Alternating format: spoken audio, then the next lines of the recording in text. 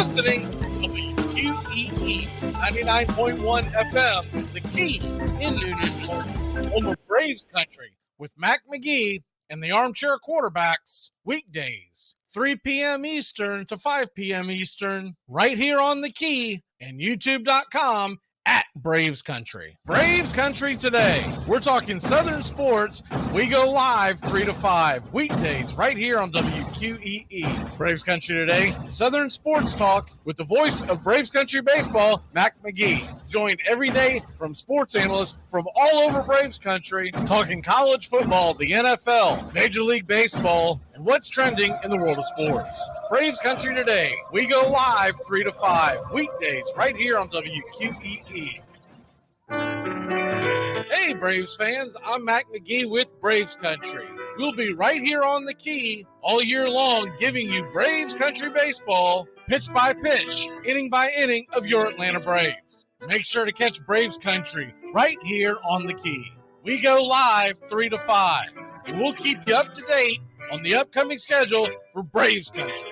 That's Braves Country HD and Braves Country baseball right here on The Key.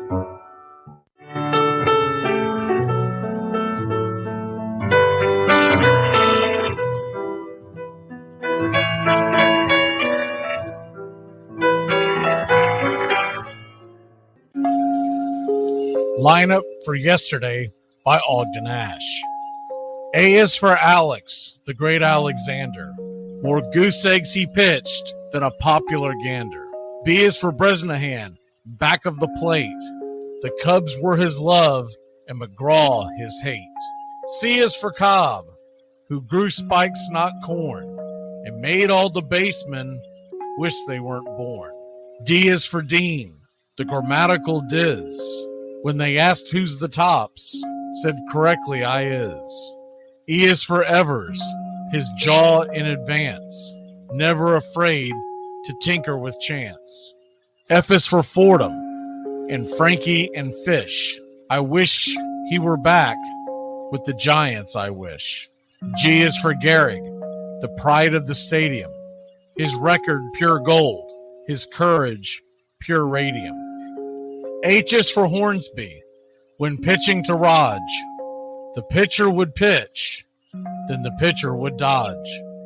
I is for me, not a hard-hitting man, but an outstanding all-time, incurable fan. J is for Johnson, the big train in his prime, was so fast he could throw 3 strikes at a time. K is for Keeler, as fresh as green paint, the fastest and mostest to hit where they ain't. L is for LaHoy, whom Clevelanders love, Napoleon himself with glue in his glove. M is for Matty, who carried a charm in the form of an extra brain in his arm. N is for Newsom, Bobo's favorite Ken. You ask how he's here, he talked himself in. O is for Ott, of the restless right foot. When he leaned on the pellet stay put. P is for Plank, the arm of the A's. When he tangled with Matty, games lasted for days. Q is for Don Quixote, Cornelius Mack. Neither Yankees nor years can halt his attack. R is for Ruth, to tell you the truth. There's no more to be said, just R is for Ruth. S is for Speaker, swift center field tender. When the ball saw him coming, it yelled, I surrender. T is for Terry, the giant from Memphis, whose 400 average you can't overemphasize.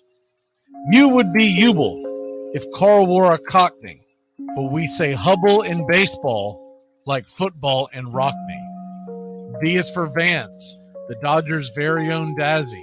None of his rivals could throw as fast as he. W, Wagner, the bow-legged beauty, short, close to all traffic with Honus on duty. X is the first of 2 X's in Fox, who was right behind Ruth with his powerful socks. Y is for Young, the magnificent sigh. People battled against him, but I never knew why. Z is for Zenith, the summit of fame. These men are up there, These men are the game. Lineup for yesterday, Ogden Ash, January 1949, Sport Magazine.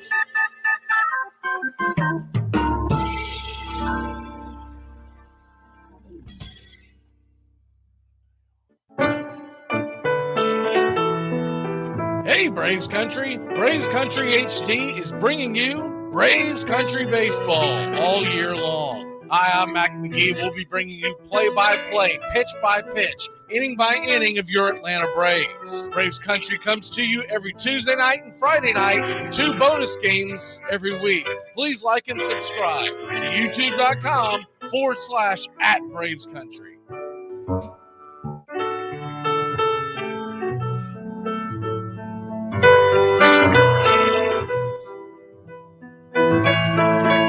Casey at the Bat by Ernest Lawrence Thayer.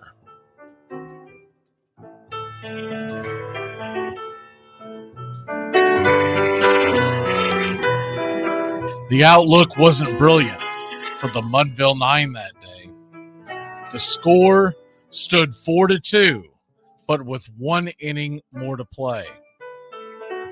And when Cooney died at first and Barrows did the same, a pall-like silence fell upon the patrons of the game.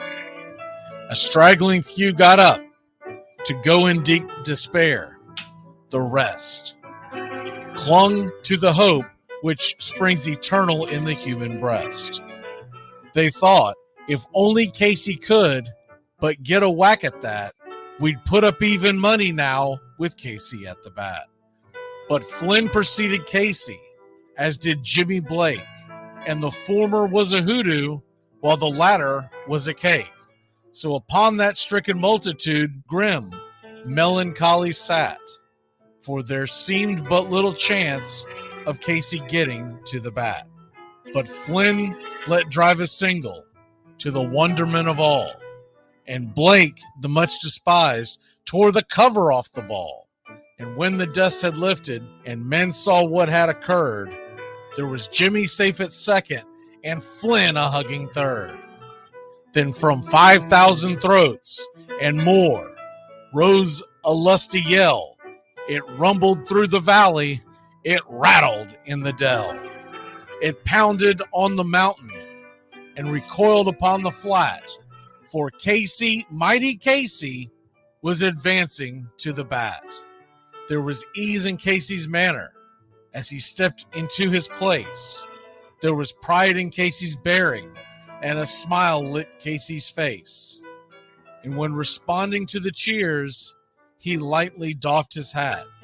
No stranger in the crowd could doubt 'twas Casey at the bat. 10,000 eyes were on him as he rubbed his hands with dirt. 5,000 tongues applauded when he wiped them on his shirt. Then while the writhing pitcher ground the ball into his hip, defiance flashed in Casey's eye, a sneer cooled Casey's lip. And now the leather-covered sphere came hurtling through the air, and Casey stood a-watching it in a haughty grandeur there. Closed by the sturdy batsman, the ball unheeded sped. That ain't my style, said Casey. Strike one, the umpire said. From the benches black with people, there went up a muffled roar, like the beating of a storm waves on a stern and distant shore. Kill him! Kill the umpire! Shouted someone on the stand, and it's likely they'd have killed him had not Casey raised his hand. With a smile of Christian charity, great Casey's visage shone. He stilled the rising tumult. He bade the game go on. He signaled to the pitcher, and once more the dun sphere flew. But Casey ignored it, and the umpire said, "Strike two!" "Fraud!" cried the maddened thousands, and echoed answered, "Fraud!" But one scornful look from Casey, and the audience was awed. They saw his face grow stern and cold. They saw his muscles strain. And they knew that Casey wouldn't let that ball go by again. The sneer is from Casey's lip. His teeth are clenched in hate. He pounds with cruel violence his bat upon the plate. And now the pitcher holds the ball. And now he lets it go. And now the air is shattered by the force of Casey's blow. And somewhere in the favored land, the sun is shining bright. The band is playing somewhere, and somewhere hearts are light. And somewhere men are laughing, and somewhere children shout. But there is no joy in Mudville. Mighty Casey has struck out. Casey at the Bat, Ernest Lawrence Thayer, published June 3rd, 1888. San Francisco Examiner.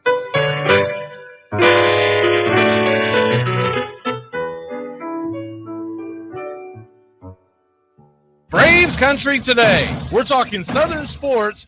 We go live 3 to 5 weekdays right here on WQEE. Braves Country today. Southern sports talk with the voice of Braves Country baseball, Mac Magee. Joined every day from sports analysts from all over Braves Country, talking college football, the NFL, Major League Baseball, and what's trending in the world of sports. Braves Country today. We go live 3 to 5 weekdays right here on WQEE. Hey, Braves Country. Braves Country HD is bringing you Braves Country Baseball. Braves Country comes to you every Tuesday night and Friday night and 2 bonus games every week. Hi, I'm Mac Magee, and we'll be bringing you play-by-play, pitch-by-pitch of your Atlanta Braves. It's free to listen. Please like and subscribe. YouTube.com/@Braves Country. Braves Country Baseball for the fans, by the fans.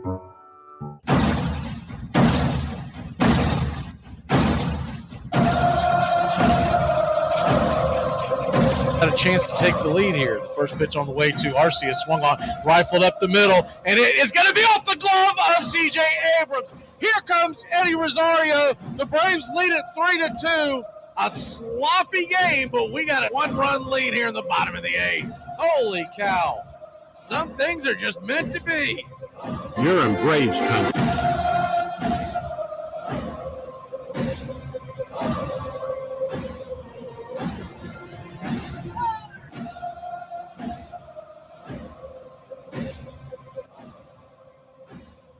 That was the game winner for last night's game. Sluggish game. One where I think the team, the fans, everybody was a little hungover from that series. Fought through it and got the win, and that's the most important thing here, because when you look, I know the fans get frustrated. They think we just roll them out. These guys are human. These guys are human. And this is a 162-game season. This isn't football where you play the game on Sunday or Saturday and you have the next day to kind of regather your thoughts. If you won, you're celebrating. If you lose, you're getting over it. What do you hear all the time from football players after a game, after a big win? We're going to celebrate this tonight, and then we're going to start getting ready for tomorrow, or vice versa. They have a whole week. The Atlanta Braves had less than 24 hours to get off of the high of playing their arch rivals, the New York Mets. 3 dramatic comebacks and a sweep. Braves probably come out on fire last night if the Mets had pounded them like the game first started.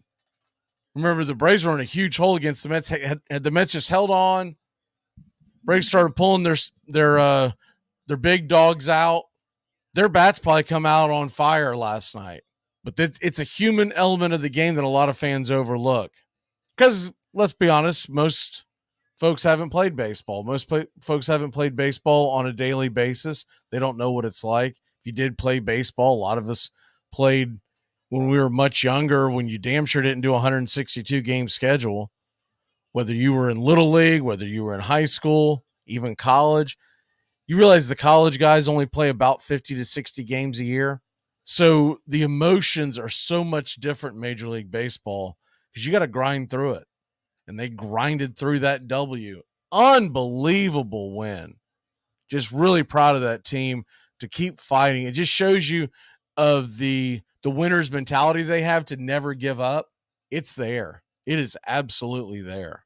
So that was exciting to see them get through it anyways. And look, even the win itself was sloppy. When you look at the actual base hit that you just heard, it went off the glove of the second baseman, Garcia. I don't know if he makes that play. He may have. It would have been extremely close because his momentum was taking him into shallow left field. Now, Arcia doesn't run that well, especially for a middle infielder. I used to always be surprised when I would see Arcia run as a middle infielder because most of them have very good speed. He's just not built that way. He's a big guy for a shortstop, big lumbering guy. He hustles. He just doesn't run fast. And it would have been an extremely close play. They may have gotten him, but most likely not. So it's probably a base hit no matter how you look at it. And Atlanta, you look at the quick numbers of that game. Braves win it 3-2 for folks that missed it. Washington, they had the one error from Thomas, and then the Braves had the error from Arcia, where the ball just kind of popped out, and then the throwing error from Murphy. So very well pitched game if you take it out of it, because the Braves scored 2 earned runs, the Washington Nationals none. And how about the Braves going out and getting a win? And though it's against the Nationals, I get it. It's a team that right now is a dozen games under 500. I get that. But this isn't the same national team that we've seen in the past. They're a feisty bunch. They've got much better pitching. They've got a little better hitting. When I say pitching, I mean the starting pitching. Their bullpen, if you can get to their bullpen, they're still gettable. But that's usually something a team doesn't invest in until the rest is built. Because there's no sense of going out there and spending a lot of money on a bullpen if you can't hold a lead that you never had. But this Washington team, I've been impressed by them. They're going to end up much farther back from the Braves because the Braves, I think, are going to have a much better year than they had.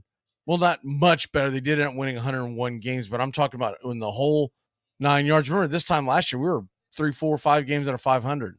We're still fighting to get back. We were on the, actually we were in the middle of that winning streak, so we might have just peaked over 500. But this Braves team, by the way, a year later, 6-game winning streak. How about that? How about that? Who saw that coming after losing 2 of 3 in Oakland? Man, you think about how much better off we would be if we had just played the way we were expected to play in Oakland. Right now, we're going to come into tonight's action 4.5 in front of the Marlins.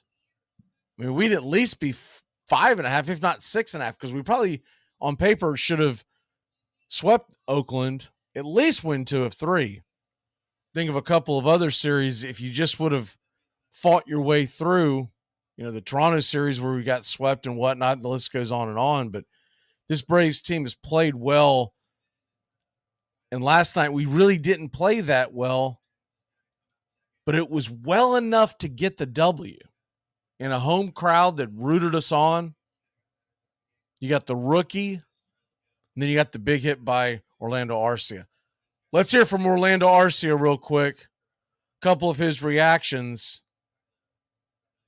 about the game-winning hit last night.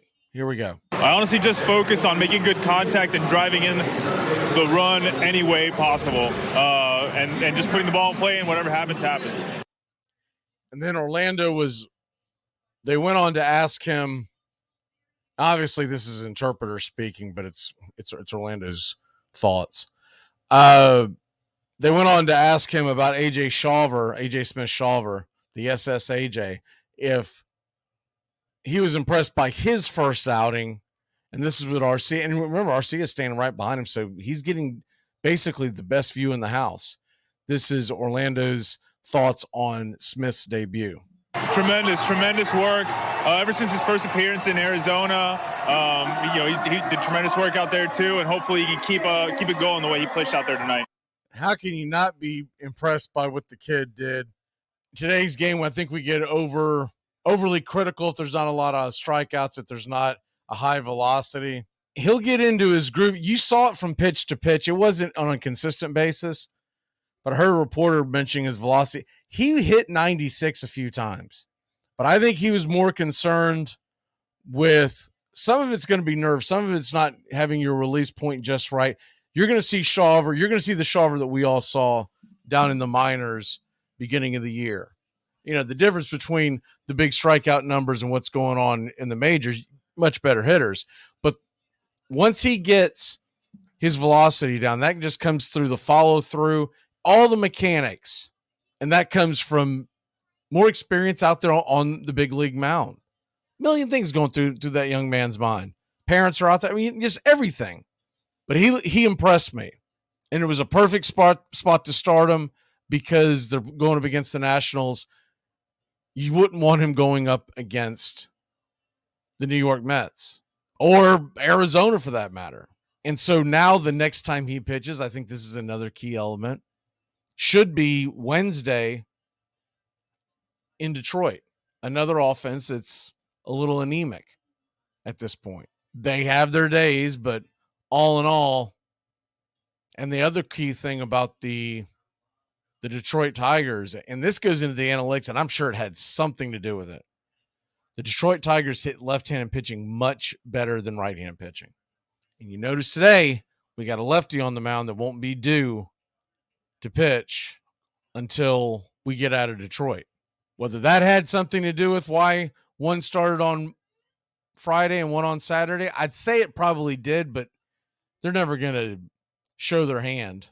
So here's Snicker in his post-game reaction. And mainly he was asked by the reporting team about Smith's night out there on the mound. And I thought he had pretty good insight. Take a listen to this.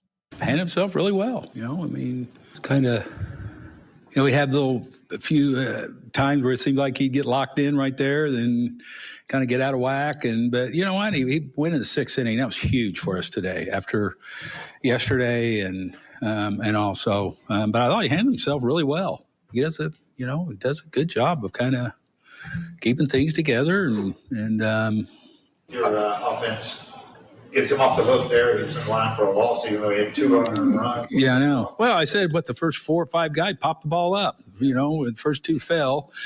And, but yeah, no, it was probably more than, I was hoping he'd go 5 and to go out in the 6th. I was going to let him have Meneses if we turned the double play. I think we were, he's kind of at the end. I didn't want to stretch him too much farther just because of his layoffs and everything, but handling the situation, he's really good. You kind of, as he pitches, I guess, and then we'll make, other starts. Do you kind of learn more about him as he goes and kind of? Yeah, especially not knowing a lot about him. So every time he goes out there, it's, you get to see a little more and have success here without the big strikeout, a lot of swing and miss. Yeah, it's going to have to get refined. He's going to have to be more consistent in the zone and hit with the secondary pitches better and all that, as many young guys do, and he's learning on the job here. Velo was down from what we saw, in the minors. And is that just maybe first? I think that's just trying, I think as you see him take a breath and relax, and it's in there. It's in there. It's just, I don't know that he trusts it right now. Krantz greeted him in the dugout after the 5th, and it looked like one of those good job type greetings. Was there any thought of that being it for him? No. He had pitches, and I was just, honestly, it just kind of wanted to him to try to get every out he could. Because, we used a lot of guys yesterday, and but now I think we're kind of caught our breath a little bit. We got a lot of guys back in play tomorrow. When you look at Arcia and just when runners are in scoring position, 2 outs, he's hitting like 360. Just what is he able to do? He's got a slow heartbeat, very slow. And he has really good at bats in those situations, puts the ball in play really well. And he has for, he did a lot last year too. But yeah, he's a guy that you like to see up in those situations, I think, because he can slow everything down. Yeah, Orlando Arcia has been absolutely clutch. Even on a hit like that wasn't necessarily a crisp liner into center field or ripping it down the line, finds a way to get it done. It's a hard thing to get a base hit. What did I hear? He's hitting like 360 something with runners in scoring position after the 7th inning. You want to talk about clutch gene. That's Derek Jeter territory. Guy just goes up there, like Snicker says, has a slow heartbeat, right-handed hitter, very underrated defensively. I don't think a lot of people know how good the defense is coming out of that shortstop position in Atlanta, Georgia right now. Your average fan's walking around saying, I wonder if the Braves miss Dansby Swanson. Nothing against Dansby. Like Dansby. And look, I understand why he took the money. So I don't want to say this like it's a grudge. I don't miss Dansby Swanson. Not one iota. Dansby Swanson would not be making those same plays. Dansby Swanson was clutch from time to time, but Dansby Swanson also from time to time would get in these long slumps. So far, so good from Arcia. He's getting a chance to play every day. And so far, we haven't had an extended slump from him. Everybody goes through a slump. But do you remember how bad it was with Swanson from time to time with his strikeout rate? Now, he played great defense. I'm not going to take that away from him at all. He was one of the best in the game. But Arcia is not a huge step down. His range may not be what Dansby's is, but, man, he's got a cannon. He's got an absolute cannon that's pretty darn on the money almost every throw. He doesn't just throw balls from shortstop to get the guy out. Defensively, with his arm, just his arm, he is very Carlos Correa-like in the fact that he's got an absolute cannon and it's usually on the money. He's usually hitting Olsen in the numbers on every throw from short. And the velocity, it is a beautiful thing to watch. Defensively, he's right up there as my favorite player to watch nowadays. It's not that he's going to make some incredible diving. He's not Ozzie Smith. But when he can get to the ball, usually he's very crafty around the bag. That's one thing. And then the deep throws. You don't worry about him playing much deeper, which helps his range. You don't worry about him playing much deeper at the shortstop position in that deep 6-hole because he's going to be able to gun him down at first. Fun player to watch. And he's taken on the role of, I don't know if he's quite there yet, but he's got that feeling of he's a leader in that clubhouse just by the way he goes out and plays every day. Can you imagine what kind of season he'd be having right now if he didn't have to hit the IL at the very beginning? I mean, the man's hitting .324 right now. He's got 5 home runs, 19 RBI, and an .859 OPS. He is on track, as we sit here today, to hit somewhere between 15 to 20 home runs. I think it's going to be a little closer to, I'll hedge my bet. I would put the over-under at 18.5. It'll be somewhere in that neighborhood. And if you get 18.5 home runs, you're going to get, assuming this is assuming he stays as far down the order as he is. I've been making the case for it for weeks and weeks and weeks. Every once in a while we'll bring him up, but I just feel like the man should be hitting much higher in the lineup on an everyday basis, not just every great once in a while. But where he's sitting right now, he'll have somewhere between, I'll say around 60 RBI. He's at 19 right now. You got to take into consideration that he missed that big stretch of games. So we'll say 20 home runs, somewhere just over 60 RBI, and a 324 hours and 859 OPS. And we signed him to a 3-year extension for $7 million. This is the signing of the decade. Unbelievable what he has done. He's 28. I was having a conversation with some Braves fans the other day, and they were under the impression he was much older. I guess because he's been in the league a while and he came over and he didn't come up with this, so you don't really have a grasp on it. But they were under the impression he was 30, 31. No, he'll be 31 at the end of this contract. I mean, this is unbelievable. Or he might actually be 32 by the time the contract ends. We're set at shortstop for the next several years. He's just been phenomenal.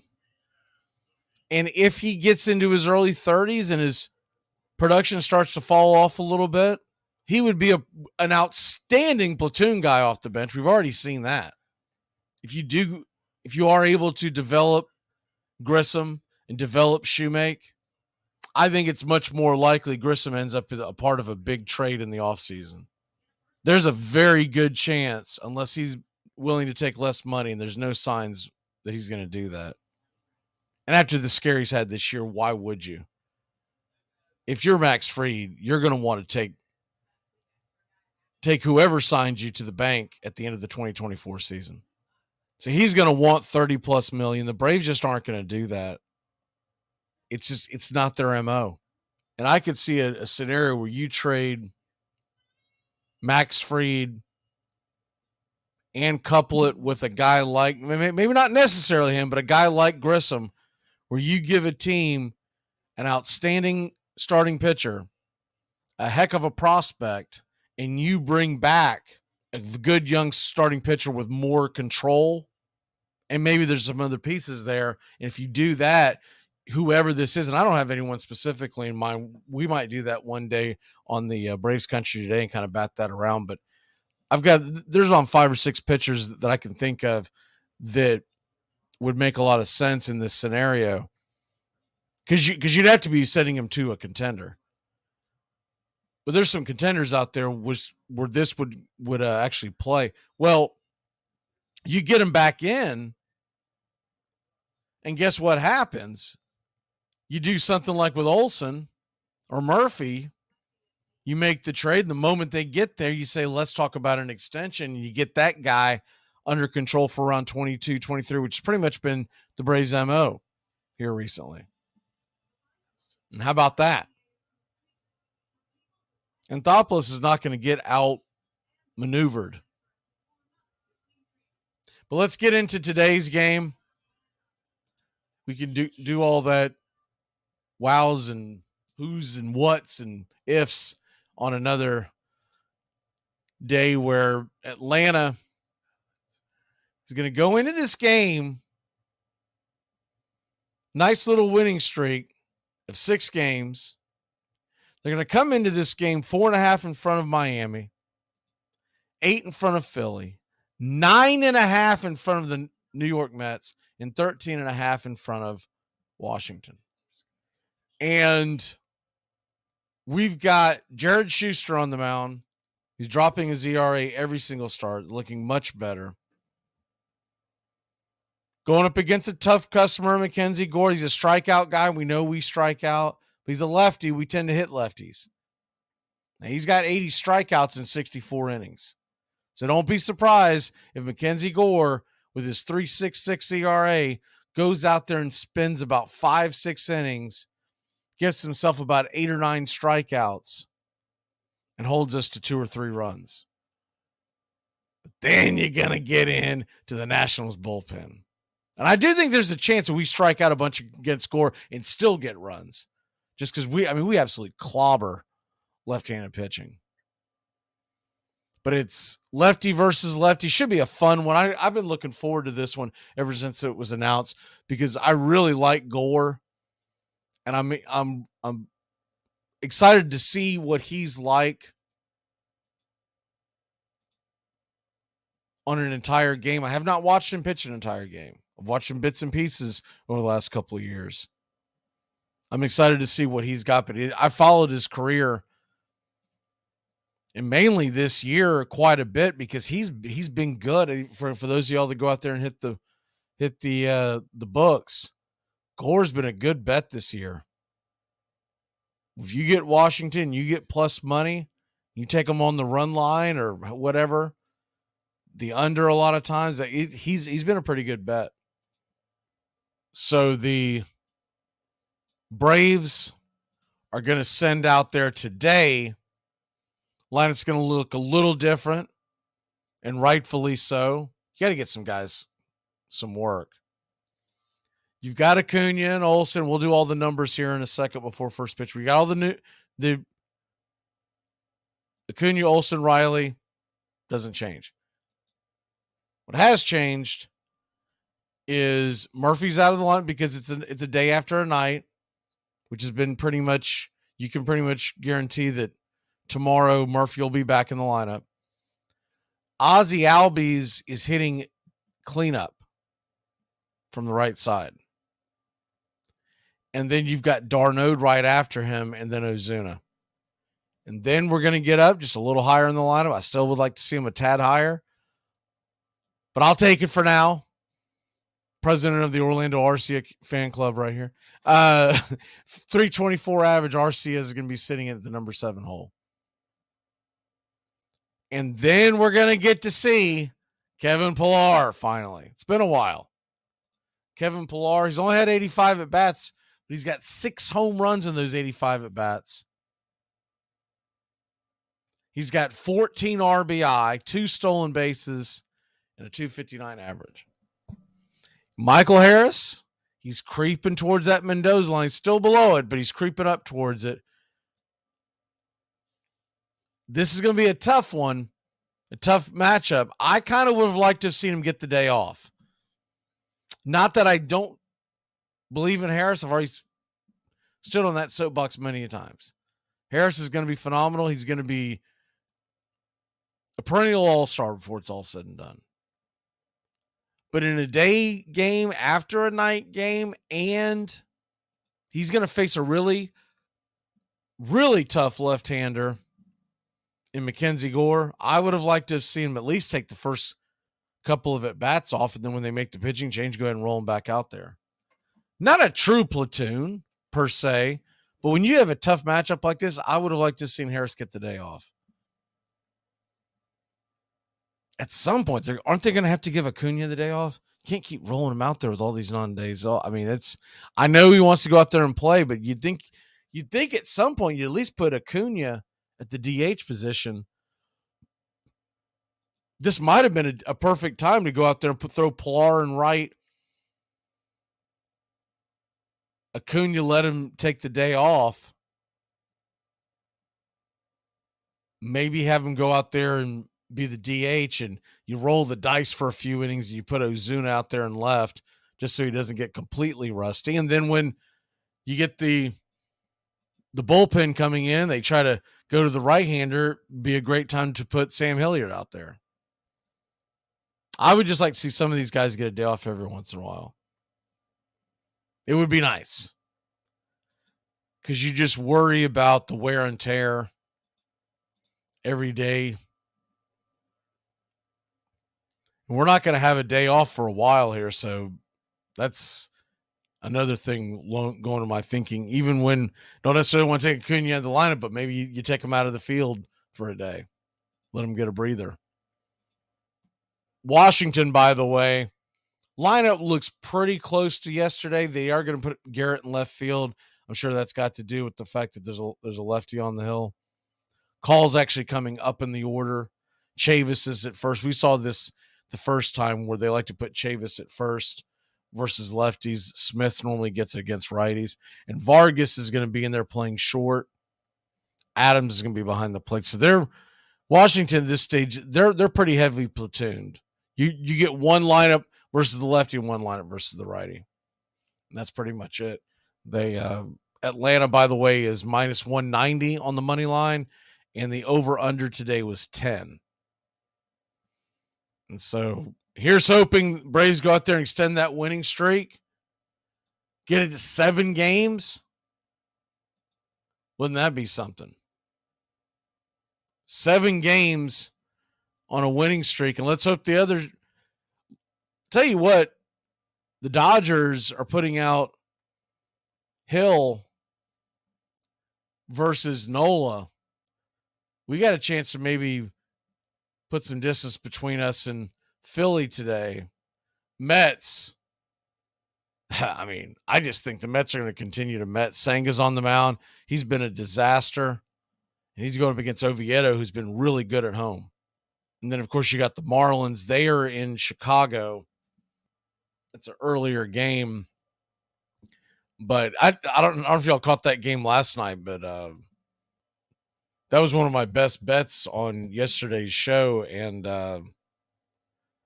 the under in that game, Cease versus Yuri Perez. The over-under was like 10. 9.5 or 10. They scored 3 total runs. Those are 2 anemic offenses. They can score from time to time because they do have some talent, but all in all, those are some really anemic offenses. Let's get this game in the books and move on, and maybe we all get to tonight enjoy other things.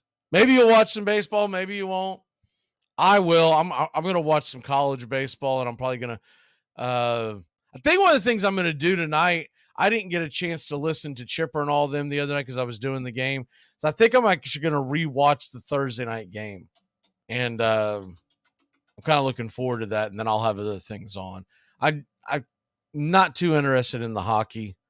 And there's a couple of decent baseball games on tonight, Major League Baseball. The one that I'm really looking forward to tonight is a later game. I think I'm going to stay up for that one. Seattle and the Angels. Pretty good matchup there. Yankees and Red Sox play tonight too. It's probably most folks. It's probably on your rabbit ears. Still a good rivalry, even though those teams aren't necessarily the cream of the crop in the division at this point. But it's still a really good rivalry. I saw a great video of Volpe hitting a long ball last night. Yankee fans in the, I guess it's left field stands, thought it was a home run, and they were leaping up and down. The ball sailed foul. Then right after that, the game ended. I'm pretty sure it was a Red Sox fan that was recording the whole thing.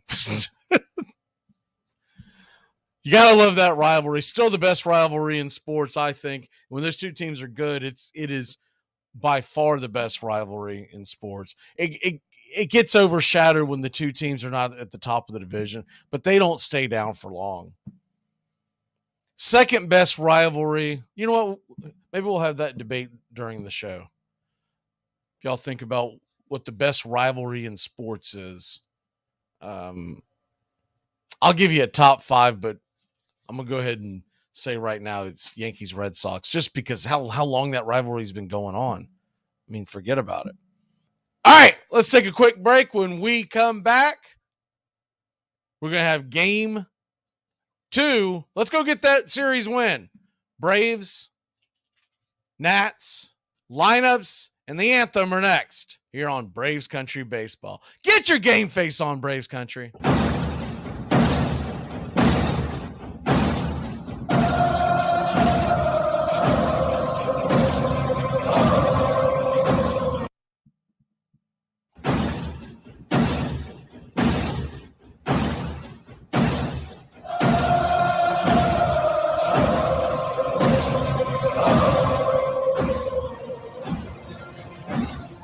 You're listening to WQEE 99.1 FM, The Key in Noonan, Georgia. There's something kind of about a kid that's never played baseball. If baseball is about caring, about loyalty and rivalry. Baerga is 0 for 3. Left center field. Grissom on the run. The team of the 90s has its world championship.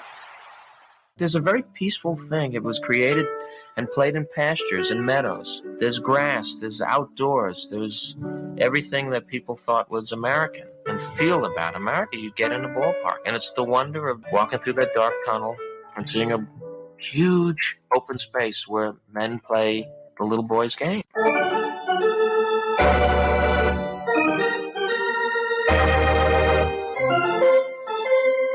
I believe in the Church of Baseball. I've tried all the major religions and most of the minor ones. I know things. For instance, there are 108 beads in a Catholic rosary, and there are 108 stitches in a baseball. I prefer metaphysics to theology. You see, there's no guilt in baseball, and it's never boring. It's a long season, and you gotta trust it. I've tried them all, I really have, and the only church that truly feeds the soul day in, day out is the Church of Baseball. Touch a ball, Joe. You'll never hit a bigger home run in your life. A room in right center. If he hits one there, we can dance in the streets. The 2-1. Swung line drive left field. 1 run is in. Here comes Braves. Here's the throw to the plate. He is safe. Braves win. Braves win. Braves win. Braves win. You're in Braves country.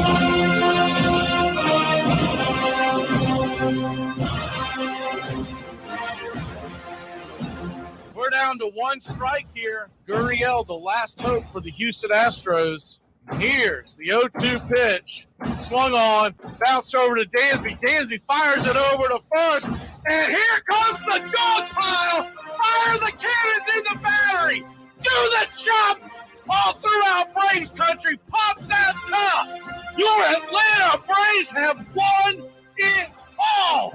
Oh, say, can you see by the dawn's early light what so proudly we hailed at the twilight's last gleaming, whose white stripes and bright stars through the perilous fight o'er the ramparts we once were so gallantly streaming, and the rockets' red glare, the bombs bursting in air, gave proof through the night that our flag was still there.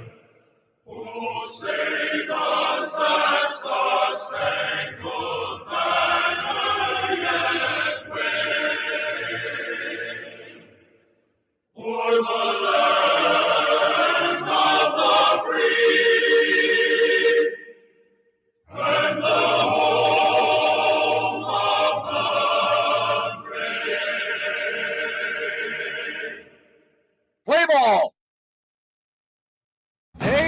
hi, and how the hell are you? Pull up an armchair, girls and boys, and join us for Braves Country Baseball. We are live, and the scene is Truist Park in Atlanta, Georgia, where we're set to bring you pitch by pitch, play by play of your Atlanta Braves. Hi, I'm Mac Magee.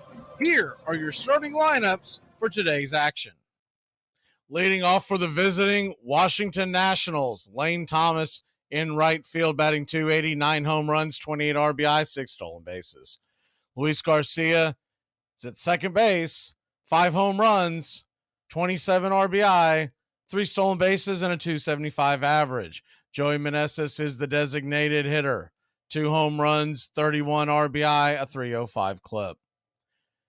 Candelario is at third base and batting cleanup again, .250 on the year, 7 home runs, 28 RBI, 1 stolen base. Garrett gets the start in left field with 2 home runs, 14 RBI, 2 stolen bases, a .265 average. Call is in center field once again, .222 on the year, 3 home runs, 20 RBI, 6 stolen bases. Chavis will be at first, .290 average with 2 RBI in 31 at-bats. Vargas will get the nod at short and the number 8 hitter. 2 home runs, 10 RBI, .314 average. Adams is behind the plate. He has 42 at-bats with 2 home runs, 6 RBI, a .286 average.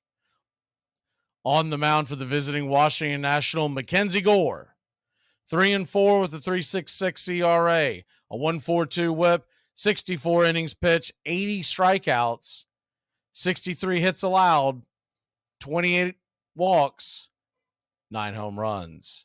He'll be going head-to-head with Jared Schuster.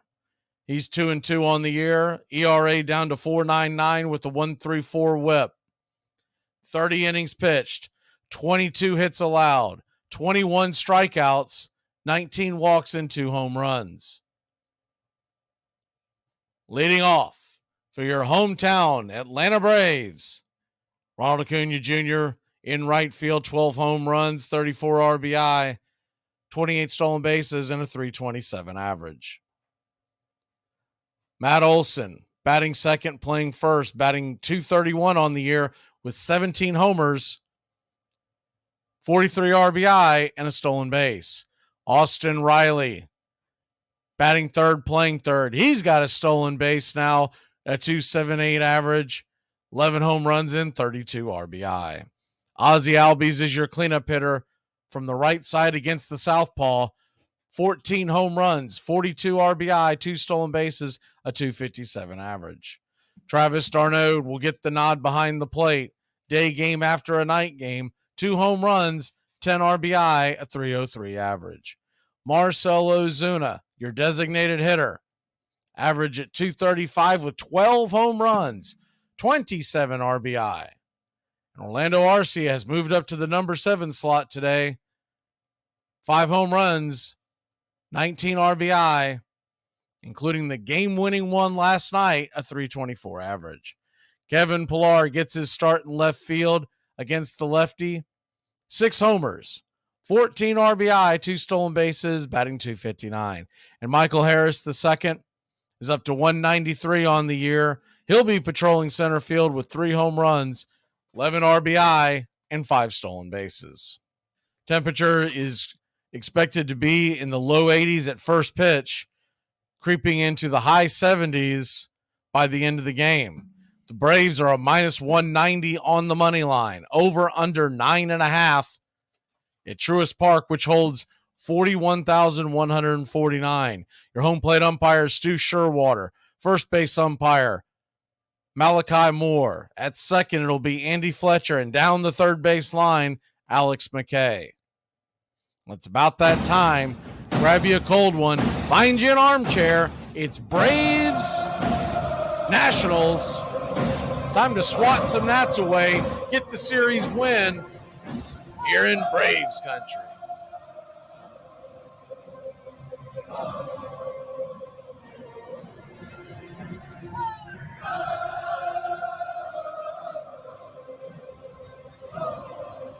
right, good afternoon, Braves country.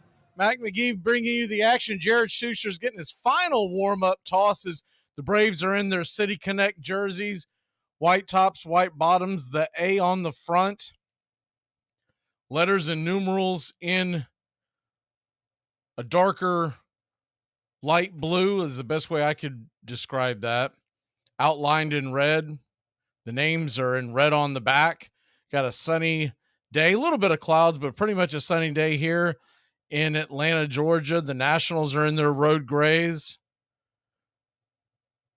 And it's baseball time in Braves country. The first pitch on the way from Schuster is a called go around strike by first base umpire Malachi Moore. It's 0-1.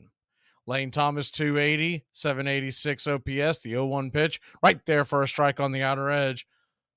0-2.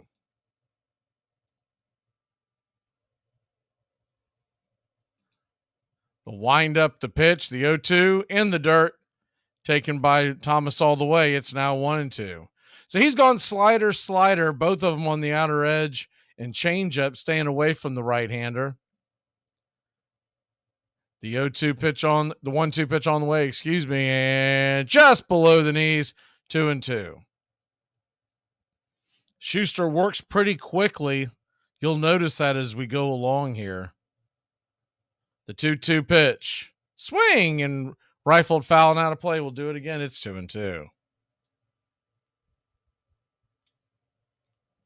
Braves nothing, Nationals nothing. Just getting underway here in Atlanta, Georgia. The 2-2 pitch off the plate wide, 3-2.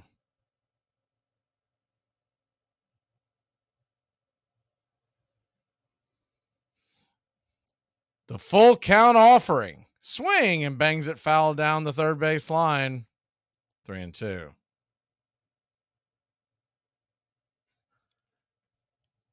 Already one game in the books today. Arizona beat Detroit 5-0. The White Sox lead the Nationals. The Marlins 1-0. 3-2 pitch swung on and lifted high into right center field on the run. Missing the catch is Acuna. He misplayed it. Thomas is cruising around the bases, heads to third, and it's a leadoff triple for the Washington Nationals. Acuna got on a dead run at the end, but at the very beginning of the play, I think he thought maybe Harris was going to get to it. By the time he sped up, just outside the outreach glove of Acuna. Had a long way to go anyways. It was a difficult play. Thomas just in front of the throw. It's a close one, though. A lot closer than I thought it was. So the leadoff hitter is standing at third. The first pitch on the way, swung on and popped up into shallow left field, bending foul, and Pilar will not be able to get to it. It's 0-1. A lot of games just getting underway. We'll keep you updated as we go along here on Braves Country Baseball. A lot of 4 o'clock games today on a Saturday afternoon. The second Saturday in June. The 0-1 pitch. Swing, and that ball's lifted high in the sky into center field, going back on the track at the wall. Slamming into the wall, making the catch is Michael Harris. That will score a run. Thomas will tag up. Man, that ball is really carrying today. Hopefully the Braves can get some runs of their own here early on. 2 balls that both of them did not. That second one really did not look like it was carrying that well, and it almost went out. Harris slammed into the wall. Appears to be okay, but kind of an awkward collision as he caught it right at the padding. First pitch on the way to Meneses is a missed fastball out of the zone. It's 1-0. The 1-0 pitch, swing and a miss, pulled the string on that one. It's 1-1. Hope you're enjoying your Saturday afternoon. Wherever you're at in Braves country, the 1-1 pitch, swing, and that ball is going to get dropped down into left field. Pilar cuts it off, keeps Meneses to a 1-out single. And Schuster struggling early here. facing a primarily right-handed lineup today. Then the Nationals can put the bat on the ball. They can score. That wasn't very indicative last night. A lot of times, first game of a series, when the traveling team comes in, they're a little sluggish. I think that's what we got from both sides after the Braves had that grueling series against the Mets. First pitch on the way to Candelario is grounded foul towards the tarps on the third base side. It's 0-1. Nats 1, Braves nothing. Candelario batting .250. Schuster, the 15th pitch, swing, and that ball's lifted high in the sky into left field. Camping underneath it is Pilar. Has to shade his eyes, but he'll make the catch for out number 2. Pretty high sun. There is some cloud coverage, a little hazy. So it's not quite as bright as it could be, but still there's going to be some issues with the sun here early on.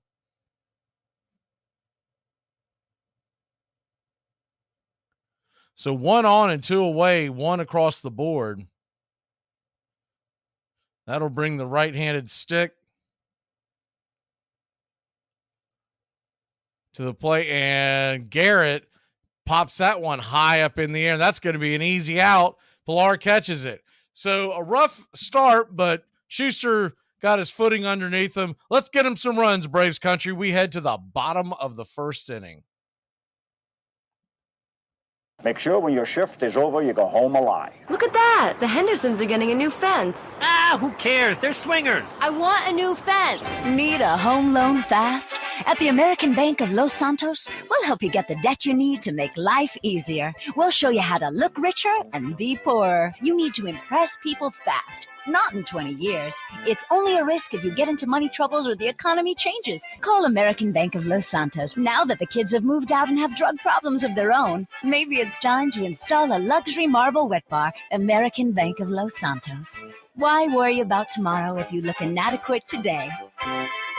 To protect her home and family in a disaster, Karen was willing to wade through water, mud, and insurance paperwork. Yeah, I can do this.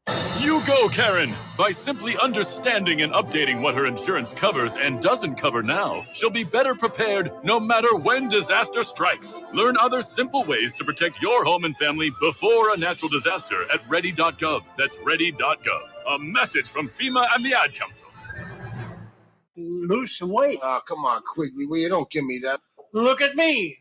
92. And I still enjoy swimming and golfing and biking, all sports. Whoopee. That too. Come on, after all at your age, must be down to a handshake, huh? Yep, before and after. I'm Amy Lawrence, and I'm up late, always, after hours, hanging out with you on CBS Sports Radio. Check it out, 2 a.m. Eastern, 11 p.m. Pacific. You're listening to Braves Country Baseball on Braves Country HD. Please like and subscribe today, youtube.com/@Braves Country.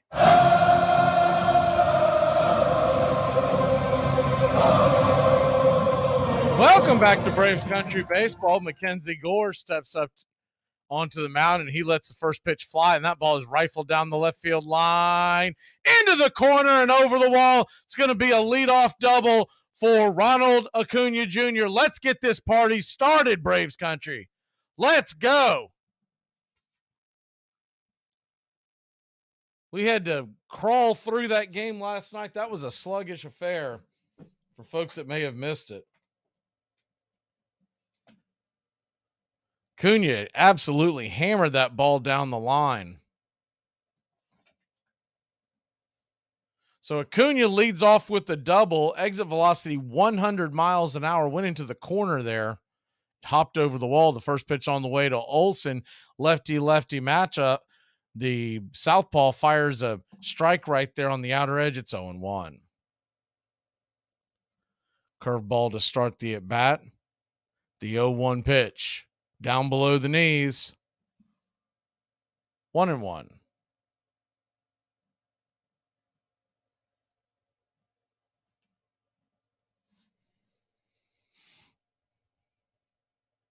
Olsen batting .231 on the year, .850 OPS. The 1-1 pitch swung on and lifted high in the sky into deep center field. Acuna will be able to tag up. He's heading to third. The throw comes in, but nowhere near in time, and the Braves have the tying run on third with 1 out. White Sox lead the Marlins in the 8th inning, 1-0. Man, runs are at a premium in that series. Cincinnati all over the Cardinals today, 7-0. And Toronto leads Minnesota 2-0. That game is midway through the 5th. Baltimore is just taking a 1-0 lead in Kansas City. They just got going as well. The first pitch on the way to Riley is a top of the zone strike. Pretty good pitch by Gore, 94, top shelf. It's 0-1.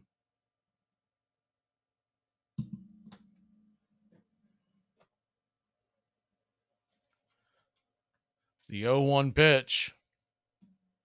Swing, and that ball's fouled back out of play, 0-2. Riley with an 810 OPS.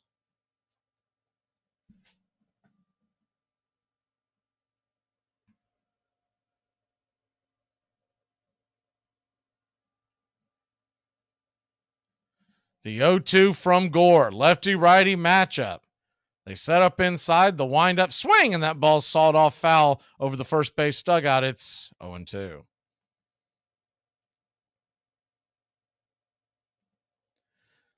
Mets and the Pirates are underway.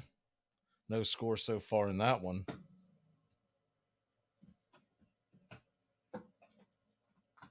The 0-2 to Riley. Swing, and that ball is lasered down the left field line, but foul. We'll do it again at 0-2. Riley just trying to find any way to get Acuna home. He stands on third base with 1 out. The infield is about halfway in. I wouldn't call it all the way in. It's about halfway in. The shortstop's playing a little closer than the rest. The 0-2 pitch. Swing, and that ball's lifted high in the sky into center field. And that'll be run number 1 for your Atlanta Braves. Acuna ties the game, crosses home plate. For once, he doesn't do the gritty, just kind of sails past with his arms by his side. And it's 1-1 here in Atlanta.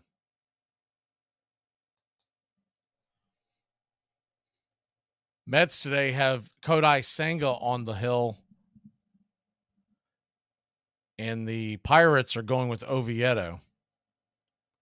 First pitch on the way to Ozzie. Man, that is a nice curveball right there. Just dropped at the bottom of the knees for 0-1. Oviedo's a pretty good young pitcher for Pittsburgh. Pirates should have a good chance to knock him off. The first pitch on the way to Ozzie, the 0-1 pitch on the way to Ozzie is high and out of the zone. It's 1-1. Braves 1, Nats 1. The 1-1 pitch. Swing, and that ball's grounded over towards third. Soft grounder. It'll be a 5-3 put out to end the inning. But up for your Atlanta Braves, tie it up.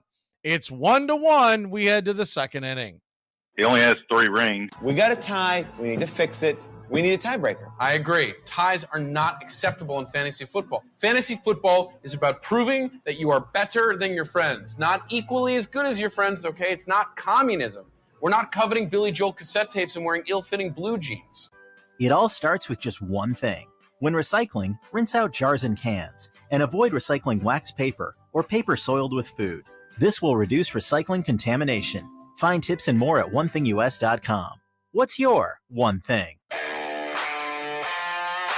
Braves Country HD is coming your way live 3 to 5 weekdays right here on the Key. We're talking Major League Baseball, all the college spring sports, and the majors all spring and summer long.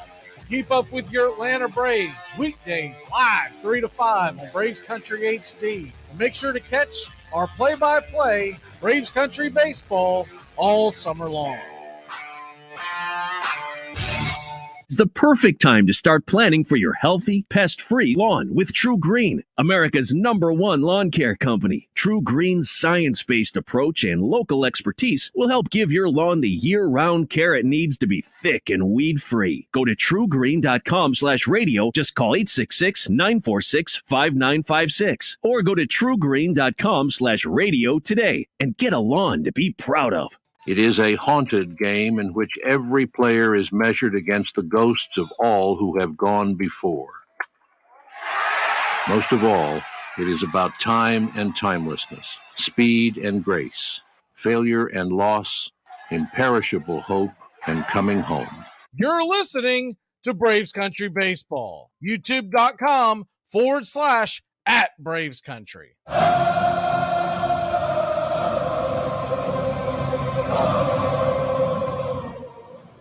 Welcome back to Braves Country Baseball. The first pitch on the way from Schuster is swung on and drilled into left field. Going to get down for a leadoff base hit. And the Nats bats are back at it again. One on and nobody out. 93 miles an hour off the bat.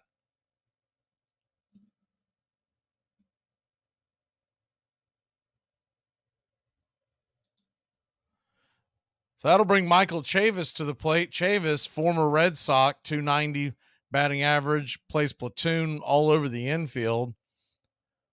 First pitch on the way is they're going to call that a just missed the top of the zone, 1-0.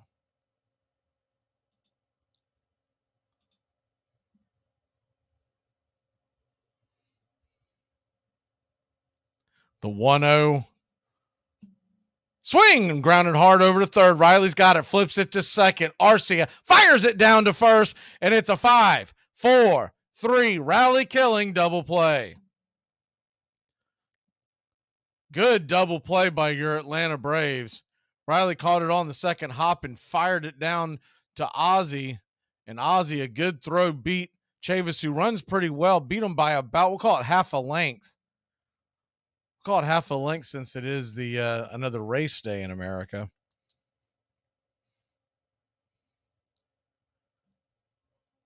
That's coming up, I believe, 7 o'clock, 7:10, 7:15 Eastern. Somewhere in that neighborhood.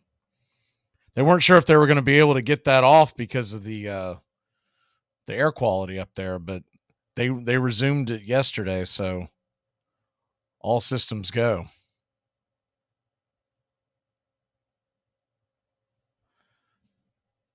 So 2 down, Vargas comes to the plate, and Vargas takes the first pitch for a strike. It's 0-1. 91 miles an hour right there at the knees. The 0-1 pitch, swing and a miss, 0-2.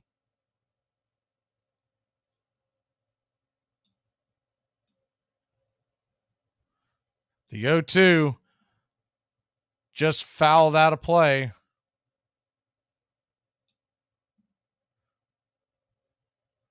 Do it again at 0-2.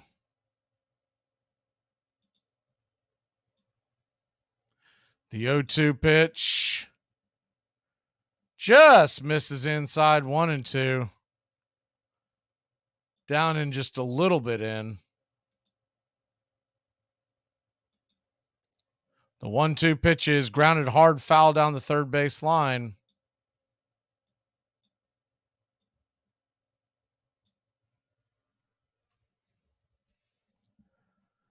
Braves 1, Nats 1, 2 outs. The 1-2 pitch in the dirt. Blocked by d'Arnaud. It evens up the count at 2-2. Good to see a lot of folks in the chat today. We got Jameson. Hope all is well there. Brandon, Terry, the man. As the 2-2 pitch misses, it's 3-2. Brandon Lane and Rubster. Rubster, that's a pretty funny name. The 3-2. Time is called. Vargas needing a second to get set again.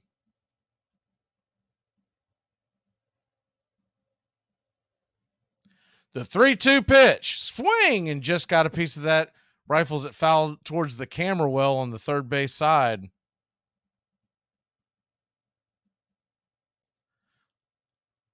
So a full count. Schuster has thrown 27 pitches, so pretty economical so far. The windup, the lefty lets it fly, hammered to third. The one hopper, Riley turns and tosses it to first, and the one bouncer gets into the glove of Olsen. Good defensive play by Riley already today. We'll be back in a flash, the heart of the order for the Atlanta Braves. ACC football covered like no other here on Braves Country HD. Reggie Gillespie dives into the end zone. The winning points for North Carolina State. And the teams come together in the end zone, pushing, shoving between the pack and the heels as Gillespie has scored the winning points. His fifth rushing TD, but these teams need to be separated. The emotion boils over on the last play of the game as Gillespie goes to the end zone. And it's a sea of Carolina blue and State red. And Carruthers gets into it, and they've doused him, and now we've got a big brawl out of the field, marring what would have been the 200th victories for Bobby Bowden. Look at this. That's an ugly mess down there. This is ugly. Starting to get it cleared up down there, although there's still some bodies flying around. ACC football, backyard brawls all year long on Braves Country HD. I'm up. Biggest pick of the draft. Fifth pick, 6th round. TJ Hoshimazode. Yes. Lock it up. Who? What? TJ, how's the vanilla? All right. TJ, who's your mama? Fantasy Rule 17. Know how to pronounce your draft picks. You mean TJ Hushmanzada from the Bengals? Put him on the board. Hoshimazole. Got it. Championship. Tennessee football time. Fans are on their feet, rooting for Jack Morris. And he takes a little walk, and you can understand it. He doesn't want to do anything in a hurry. A pitch away from a no-hitter. One pitch. He had a 2-2 to Lazinski, and then walked him. And he is 1-2 to Kibble. Got him swinging, and he has his no-hitter. You're listening to Braves Country Baseball on Braves Country HD.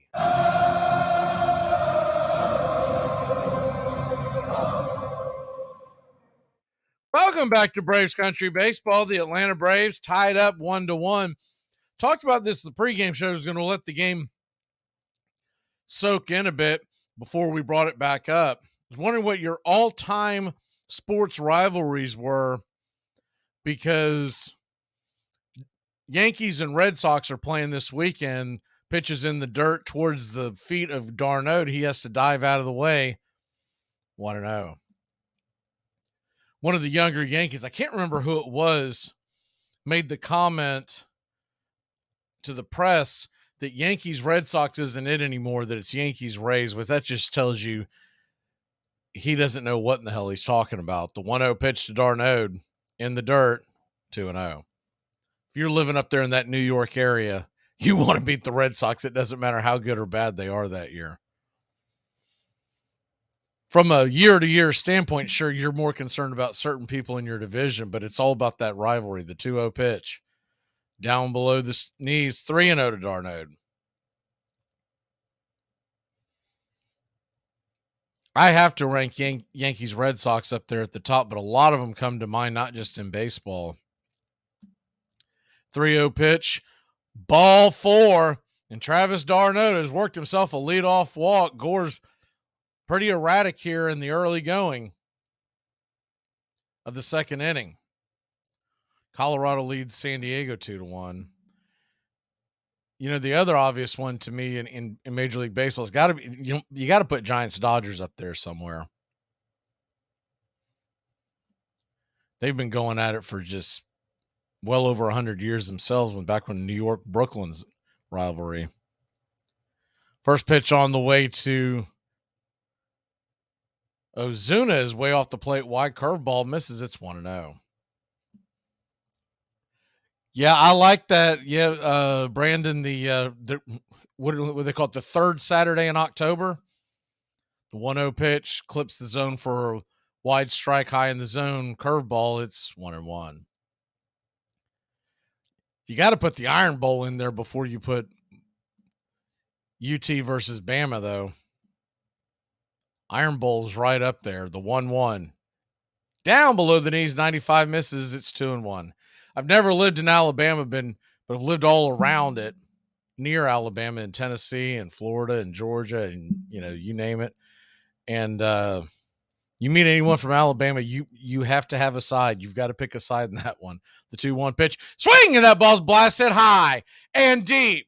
Going back, on the track, over the wall, and Marcell Ozuna has blasted a 2-run home run. Your Atlanta Braves lead it 3-1. 426 happy feet, 109 miles an hour off the bat. And I just had a feeling today that he was going to get him one. Gore throws a lot of fly balls, and this ball appears to be flying today. We might get ourselves an old-fashioned shootout, the way that ball's been going on both sides. The rivalry of the left-handed pitcher versus Marcell Ozuna's bat, I'll tell you what, that's a pretty one-sided rivalry nowadays. So Braves lead it 3-1, and the first pitch on the way from Gore to Arcia is a swing and a miss strike. It's 0-1.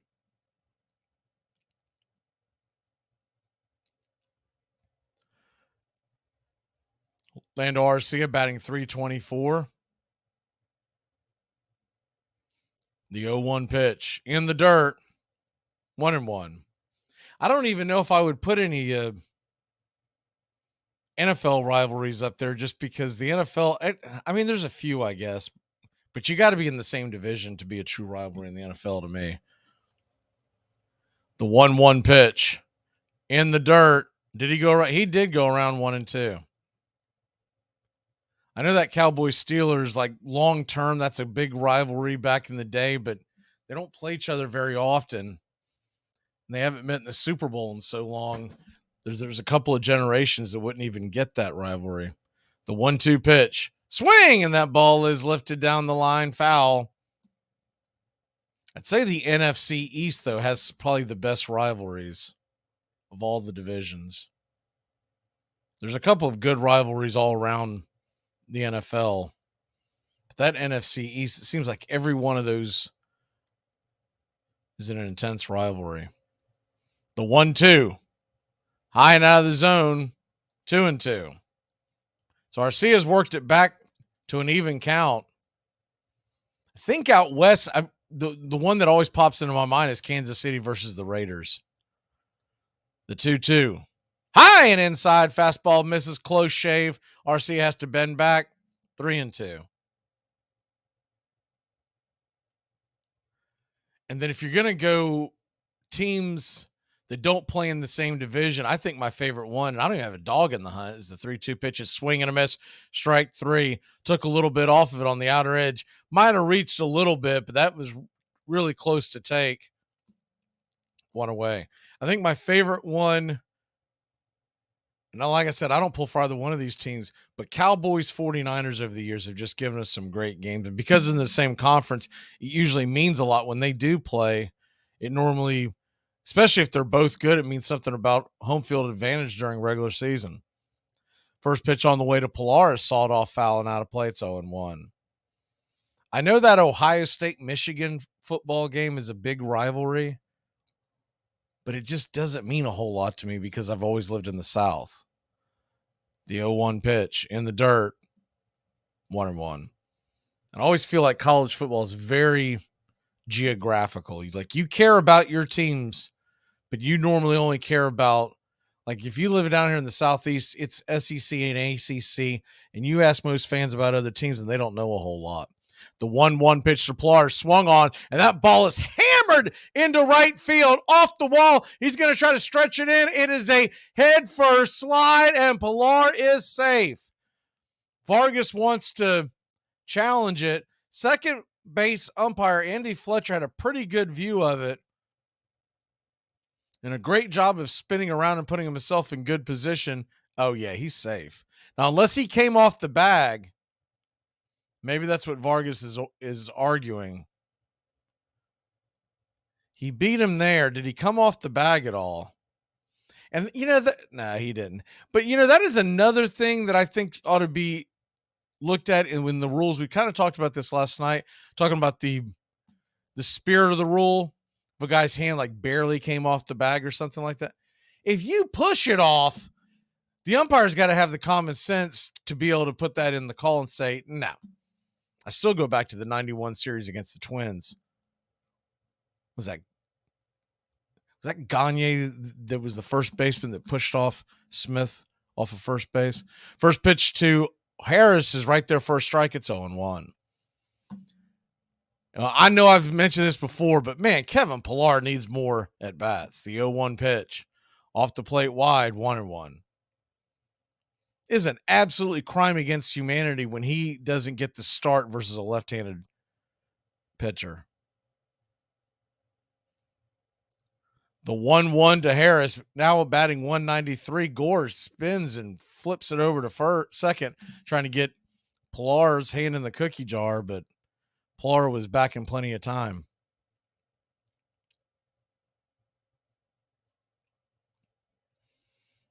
I would just like to see a true platoon situation with Pillar. The 1-1 misses outside wide, 2-1. He should be batting against all lefties and Rosario against righties. And I mean, from time to time, give Harris a day off as well. The 2-1 pitch to Harris, fastball right there at the knees, 2-2. I was thinking that today would have been a perfect time to give Harris a day off because, man, this is a kind of a quirky lefty and day game after a night game, but hopefully Harris will come through. The 2-2 pitch. Wind up, lets it go, swung on and grounded right to short. It's going to get Pillar over to third, but not what you would necessarily call a productive out because there are two away. So a sharp liner. Got pretty good wood on it, but hit it right into the teeth of the defense. 89-mile-an-hour slider. So he'll go to the bench, and here comes that man, Ronald Acuna Jr. Your 2023 MVP stands in. The windup, the pitch, taken right there for a strike, slider at the knees. It's 0-1. Gore's been a little erratic here. I'd love to see him just miss one well out of the zone and Pillar scamper home. The 0-1 pitch. Fastball high and tight. Called for a tight strike. It's 0-2. Cunha didn't like it, but it did look like a strike on the monitor.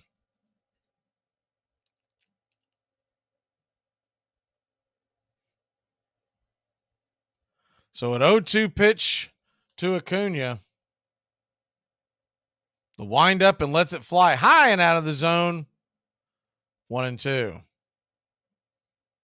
That one was right in the borderline area of sailing over the catcher's head. I wish almost came true. Braves lead at 3-1, bottom of the second inning, 2 outs. Runner on third. The 1-2 pitch, high and inside again, 2-2. So he's played some old-fashioned chin music for Acuna the last 2 pitches. See if he's trying to set him up for something outside wide like he did with Arcia. The 2-2. Swing and fouls it off. Slider inside. Do it again at 2-2. Mets lead the Pirates 1-0. That game is in the third. Marlins have taken a 2-1 lead over the White Sox, and they've got the bases loaded. Miami does. Game looks like it's in the ninth. The 2-2 pitch. Swing and fouls it back out of play. We'll do it again at 2-2.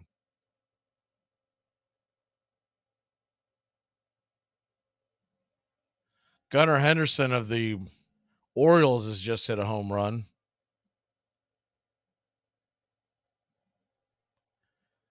The 2-2 to Acuna. Inside ball 3-2. So you almost wonder if they may all the way pitch around him and they'd rather face the lefty Olsen with the southpaw on the mound. Gore is, by the way, up to 42 pitches here. The 3-2 pitch on the way. Swing, and that ball is lasered high and deep into right field. Going back on the track. Hold everything. That's a whopper. A 2-run shot. Your Atlanta Braves, his 13th homer of the year, 36th RBI, 413 happy feet, 113 miles an hour off the bat of Ronald Acuna Jr. Towards the chop house we go. It's 5-1 Atlanta. Think he was trying to put that slider on the outer edge like he did to Arce, and it hung up a little bit and got way too much of the plate. Acuna stuck his leg in the ground and blasted it over the right field wall. First pitch on the way to Matt Olson. Hits the strike zone on the very corner edge. It's 0-1. The 0-1. Swing and fouls it straight back. It's 0-2.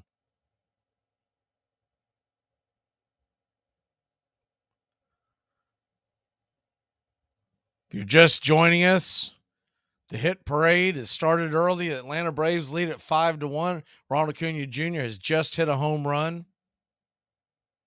Gore's taking a second to walk around the mound. A little bit of time is called. Olsen standing in there on an 0-2 count with 2 outs.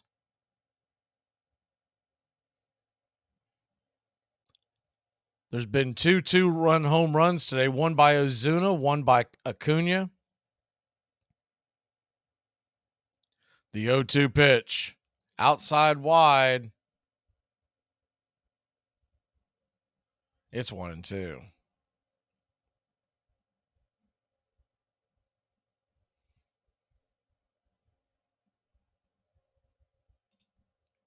Braves lead at 5-1. The 1-2 pitch. Outside, 2-2. Fastball way outside the zone.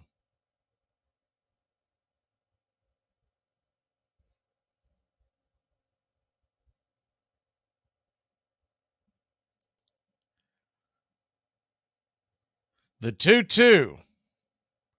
Wind up and deal. Just off the plate wide. We got a full count now to Matt Olson.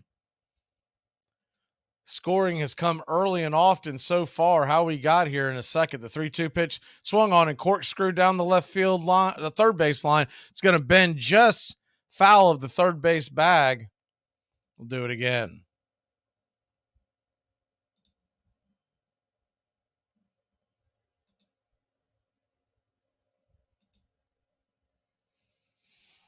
Olsen's bat handle shattered, so he'll head to grab himself another piece of wood. Austin Riley got it started by, well, really, Acuna got it started by a double that led off the game, and then Riley drove him in on a sac fly. Then two-run home runs here by Acuna and Ozuna. The 3-2 pitch swung on and fouled back out of play. We'll do it again. It's 3-2. And with all that being said, Kenzie Gore, who's had a pretty fair season, he's on the ropes here. He's already thrown 50 pitches through 1 2/3, and they got a righty warming up in the bullpen. The 3-2 pitch, swing and a miss, strike 3. That'll end the inning, but not for your Atlanta Braves. Take a 4-run lead on two 2-run shots. We'll be back in a flash here on Braves Country. God would never let me be successful. He'll kill me first. He'll never let me be happy. I thought you didn't believe in God. I do for the bad things. And I don't give a damn who you are, how much money you got. You're going to make 7 out of 10 outs and go to the Hall of Fame. What others is it? LeBron James shoots 3 out of 10? Are we buying that 26? If Tom Brady can place 3 out of 10, are we buying that 12? No. So just accept the fact. I made 10,000 outs. I did Reggie Jackson's radio show about an hour ago. I made more outs than he got at bats. And he was the first to tell me that, by the way. Smart ass. He told me it was Mr. October. I said, Reggie, listen, I was Mr. April, May, June, July, and August, and September. You were Mr. October. Hey, Braves fans, I'm Mac Magee with Braves Country. We'll be right here on the key all year long, giving you Braves Country baseball, pitch by pitch, inning by inning of your Atlanta Braves. Make sure to catch Braves Country right here on the key. We go live 3 to 5, and we'll keep you up to date on the upcoming schedule for Braves Country. That's Braves Country HD and Braves Country baseball right here on the key. 1-1 pitch. A long drive to right. Ramirez turns to the track. She's gone. Dave Justice, all is forgiven in Atlanta. Baerga is 0 for 3. Left center field. Grissom on the run. The team of the 90s has its world championship. You're listening to Braves Country Baseball on Braves Country HD. Please like and subscribe today. YouTube.com/@Braves Country. Welcome back to Braves Country Baseball. First pitch on the way from Schuster is a strike right there down the pipe. It's 0-1. Riley Adams, the number 9 hitter, takes a swing at the 0-1 pitch, drives it into deep right field. Ronald Acuna Jr. drifting back, making the catch just before the warning track for out number 1.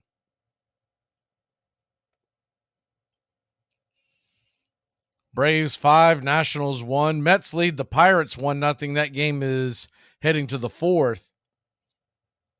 Brandon Nimmo just made a leaping catch at the wall in that game.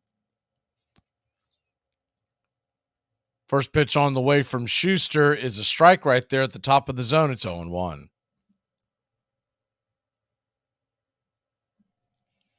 The 0-1 to Thomas. Down below the knees, just misses. 1-1. Lane Thomas 1 for 1 with a triple, and he scored a run. The 1-1 on the way in the dirt, 2-1.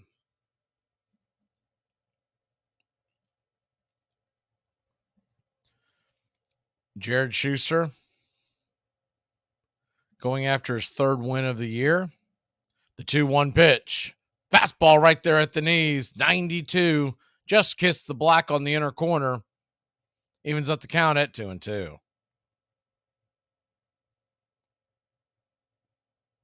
The 2-2 in the dirt. It's now 3-2.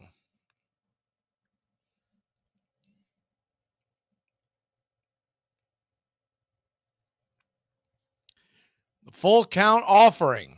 Swing and bangs it foul off his foot. We'll do it again at 3-2.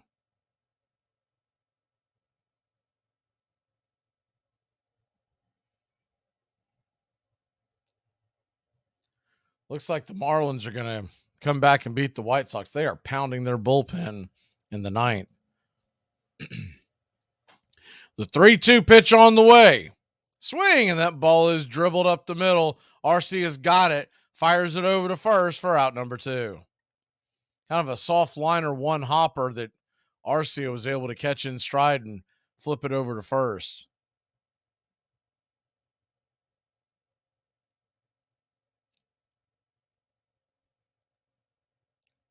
So that'll bring Garcia to the plate. Garcia had a sac fly RBI his first time out. Nearly took it out of the building. First pitch on the way, swung on, grounded over to third. Riley's got it, gathers himself, flips it over to first, and throws out Garcia by quite some bit. That'll end the inning. A 3-up, 3-down, shutdown inning after getting 4 runs. Your Braves lead at 5-1. We head to the bottom of the 3rd.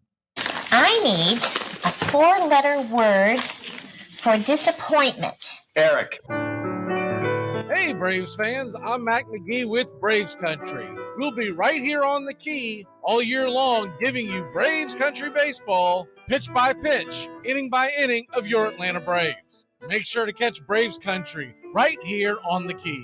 We go live 3 to 5.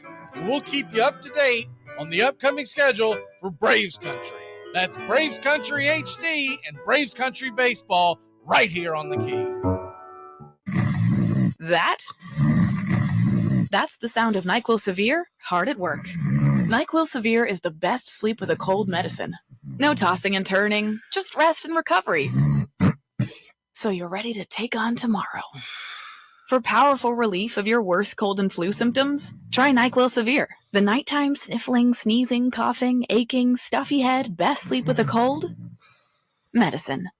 Use as directed. Keep out of reach of children. Hello? Hi, is Mark there? Yeah? It's me, Shannon. We met at Jack's party. Yeah! How can I forget? Wow, how you doing? I haven't heard from you in, 9 months. Armchair. It's all mixed up with peanuts, tobacco juice, and a hearty feeling among the fans joshing each other. Always this raucous, good spirit. Everybody came to have a good time. That's the way I remember it. The whole stand's full of people all roaring. And I guess it's true of any sport, but in baseball, never known an answer swear so instantly a whole crowd could be brought to its feet, roaring with delight over just a clean crack of a bat against the ball. It's a great sport that way. You're listening to Braves Country Baseball on Braves Country HD. Welcome back to Braves Country Baseball. First pitch on the way to Austin Riley is grounded softly over to third. A two-hopper right into the glove of Candelario. He'll flip it over to first, and it's a 5-3 putout to start the bottom of the third. Braves lead at 5-1.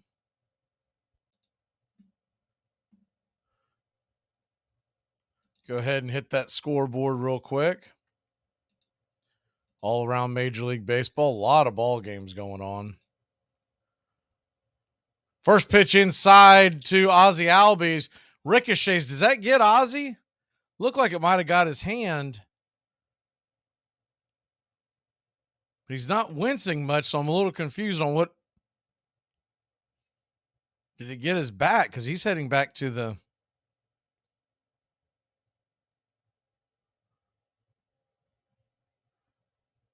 He's not heading down to first, so it must have hit his bat. Man, was that close. That ball whistled inside, and I guess it hit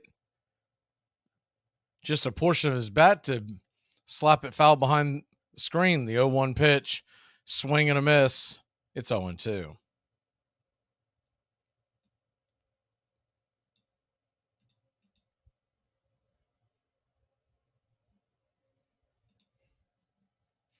Braves come into today's action 4.5 in front of the Marlins, who are putting away the White Sox as we speak. The 0-2 pitch swung on and popped up just over to third base. A soft pop-up for out number 2. Around your Major League scoreboard, Reds over the Cardinals 8-3. That game's in the 9th. Padres and Rockies 3-2. That game is in the 6th. Baltimore 3-0 over Kansas City in the 3rd. Cole Irvin getting the start today. And the Dodgers have a 2-0 lead on the Phillies in the 3rd inning. Mets and Pirates 1-0 New York in the 4th. Travis d'Arnaud comes up. He walked on 4 pitches his first time up. Takes a hack at the first one that comes firing down the middle, 94 miles an hour, swing and a miss, 0-1. Travis batting .303 on the year. The 0-1 pitch, swing and grounded over to short. Should be a playable 6-3. Throws it off the bag, but first baseman Chavis grabs it and tags d'Arnaud coming down the line. That'll end the inning.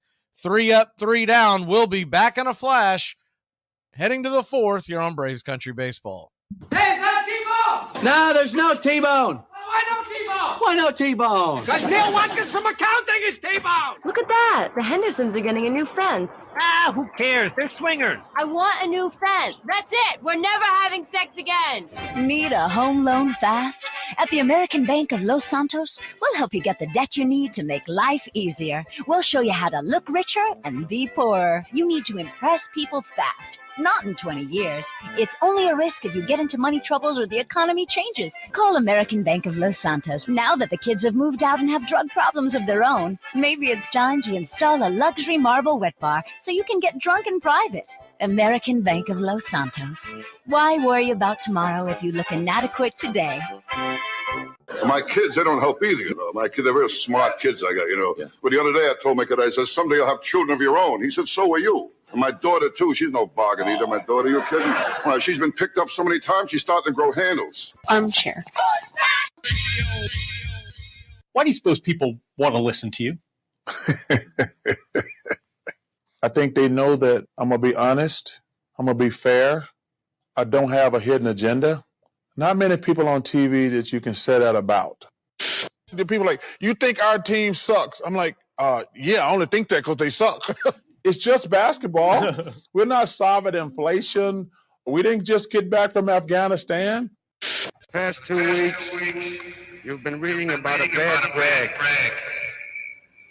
Today, I consider myself the luckiest man on the face of the earth.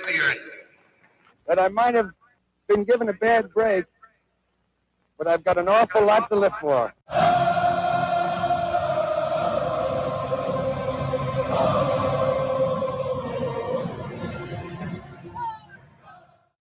Welcome back to Braves Country Baseball. Jared Schuster going back to the hill here in the top of the fourth inning. Schuster winds up and lets it fly, and it's called for a low strike to Meneses. He doesn't like it. It's 0-1. Might have been a touch low. Meneses 1 for 1 with a single in the first. The 0-1 pitch. Down and away, 2-1.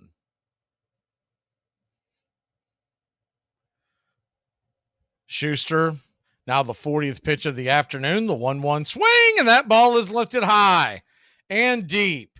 It's going to bend foul into the upper deck off the canopy. Holy cow, did he get a hold of that one? A loud strike number 2. Don't throw that one again. The 1-2 pitch. Swung on and banged foul. No, it's going to stay fair right at Riley. Riley fires it over to first. And it's a 5-3 put out for out number 1 here in the fourth inning.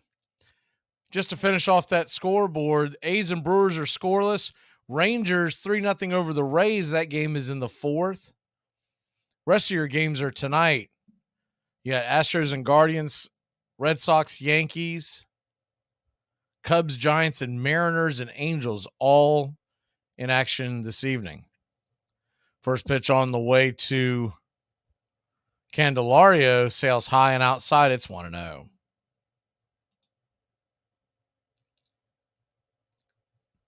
The 1-0 right there, called it for a strike one. He didn't like it. We'll take it. 1-1. Looks like home plate umpire Sherwider is going to be calling a low strike zone, so the Braves bettors need to take that in mind too. The 1-1 pitch. Swing, and pops it up. Out of play, it's 1-2.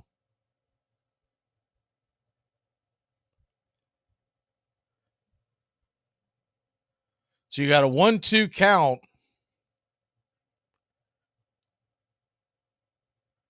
The wind up the pitch. Swing, and that ball is hit high and deep into left field. It's going to die just before the warning track for out number 2. Thanks for the kind words, Cameron. Welcome aboard Braves Country.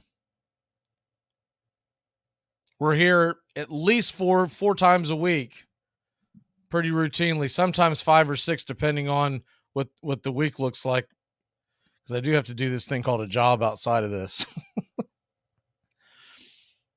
First pitch on the way is a ball down below the knees of Stone Garrett. It's 1-0. The 1-0 pitch to Garrett inside. Ball 2-0. That's a great name, Stone Garrett. Sounds like a 70s PI show. The 2-0 pitch. Low strike over the plate. It's 2-1.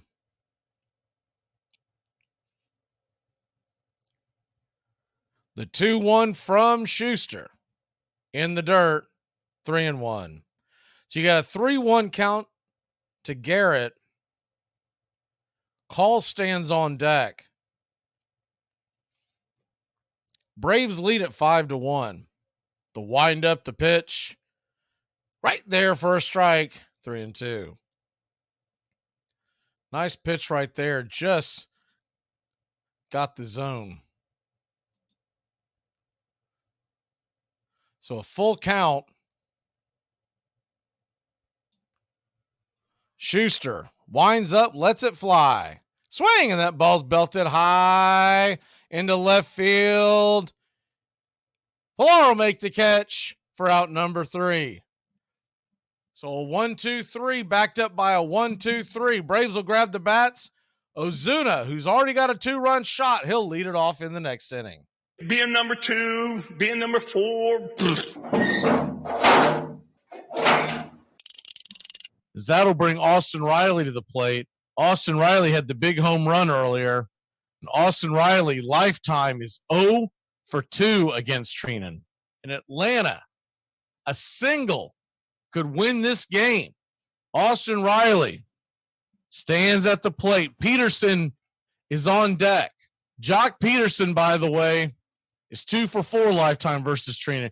Here's the swung on, and it is roped down the line. It's going to rattle around, and oh, baby boy, here comes Ozzy Albies. He's going to score. The Braves walk it off in fine fashion.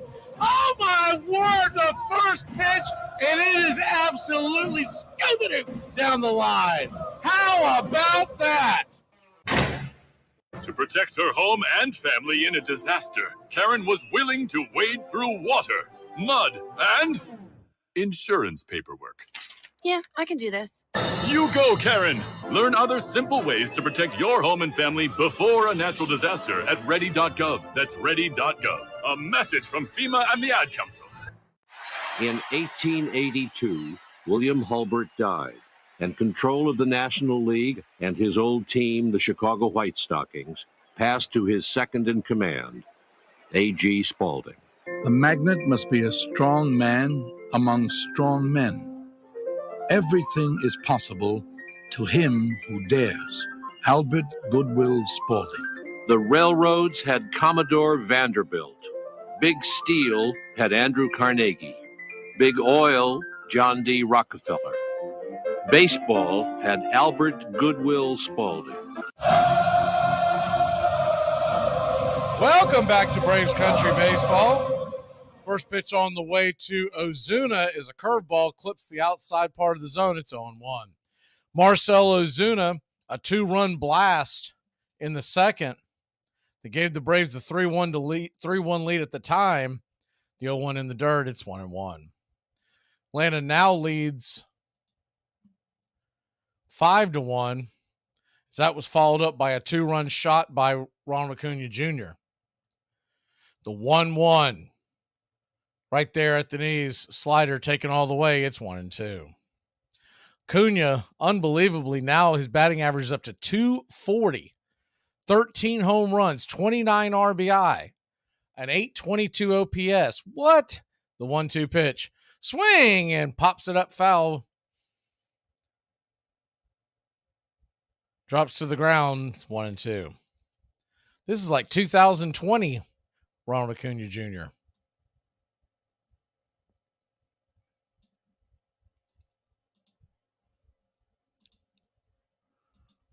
The 1-2 pitch. The windup. Swing, and that ball is hit high and deep into center field. It's going to die just at the warning track for a loud, and I mean loud, out number 1. Acuna looking at it. He knows he just missed one.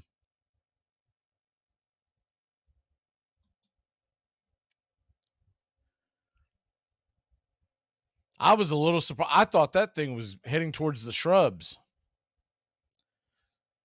Lando Arcia comes to the plate. He's 0 for 1. Time to get him rolling. The 0-1 pitch is right. The first pitch is right there at the knees. For a strike, it's 0-1. Of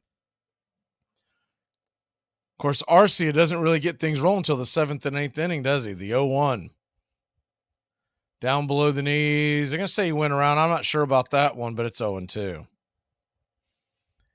He looked like he held up, and Arcia definitely thinks he held up. He's looking down there like, what?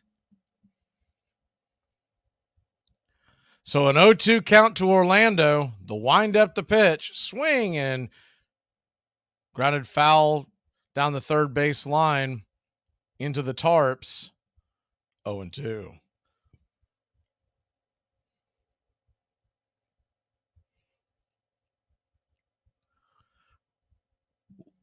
Lando Arcia, if you missed it last night, had the game-winning RBI, the 0-2. In the dirt. Whoa, that ball gets away. Bounces high and foul. They keep showing Ron Washington, and he keeps looking at the bottom of his shoes. And I swear he thinks he's like stepped in dog dew or something, because he keeps looking at the bottom of his shoe. I don't know what a dog would be doing out there doing his thing, but he has wiped his bottom of his shoes several times. He's starting to get comments from the Nationals dugout. The 1-2 pitch. Swung on and missed, strike 3. Chase the slider down and in. Just 2 away.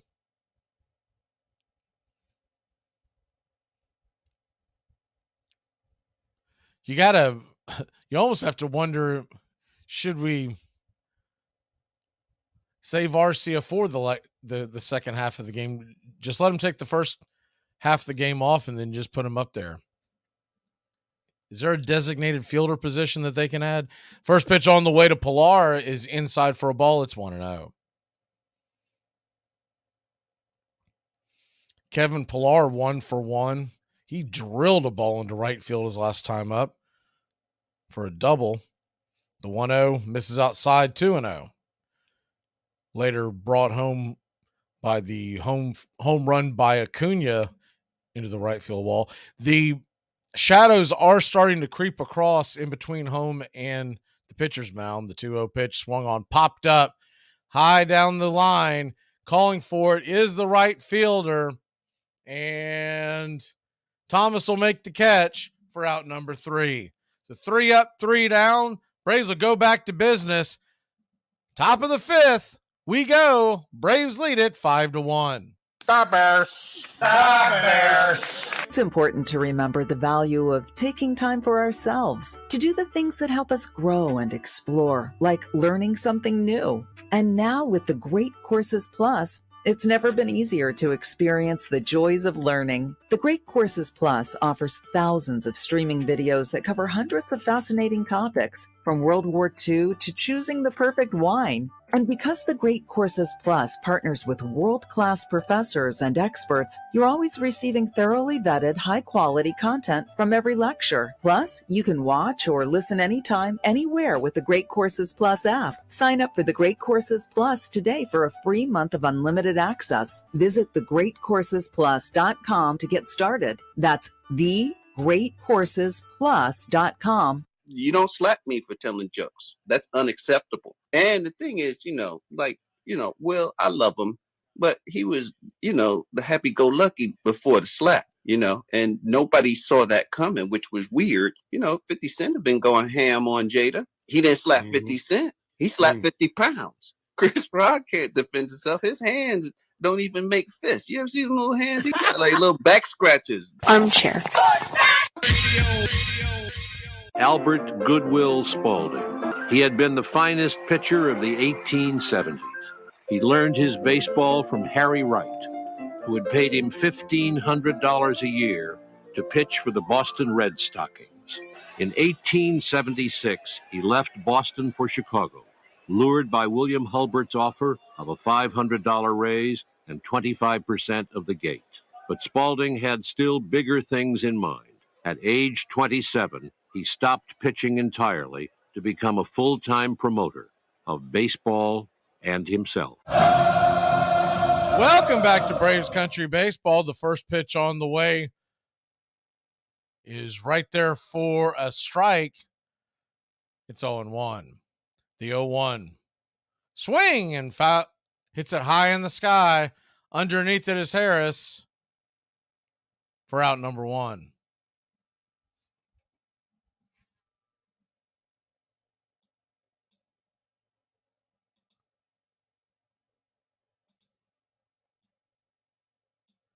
Braves 5, Nationals 1.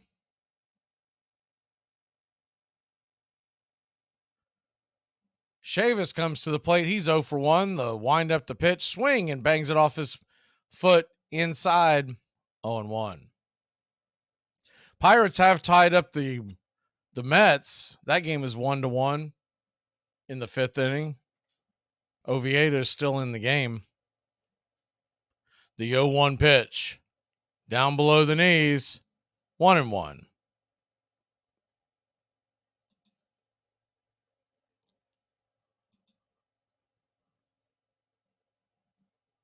Braves 5, Washington 1. 1 out. The 1-1 swing, and that ball is rifled into center field. Going to get down for a base hit. 1 on and 1 out. 3 games are final today in Major League Baseball. Reds 8-4 over St. Louis. Miami 5-1 over the White Sox. And Arizona wins 5-0.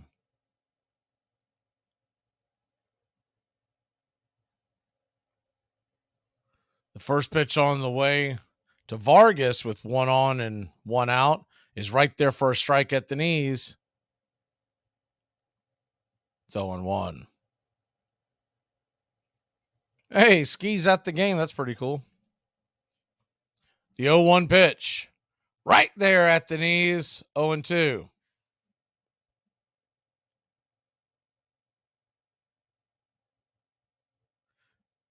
Braves lead at 5-1. It's 3-2 in Colorado. San Diego taking the lead. The 0-2 pitch in the dirt. Good block by Darno.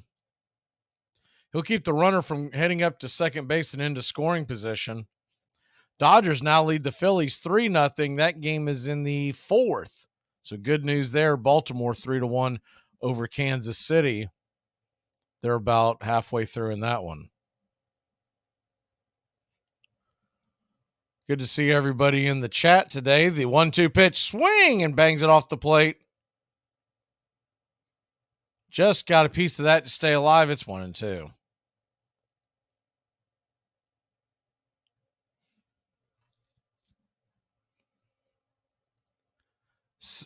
Cincinnati all over St. Louis Day, and Mikolas was on the mound for the Cardinals. He'd been pitching pretty well. The 1-2 pitch swung on, and that ball is going to get dropped into center field, down for a base hit, and the runner's going to go. Now he's going to hold up and stay at second. I'm surprised. Took Harris a long time to get there. That ball barely got over the head of Arcia. Looks like he held up waiting to see if that ball was going to get over the head of Arcia.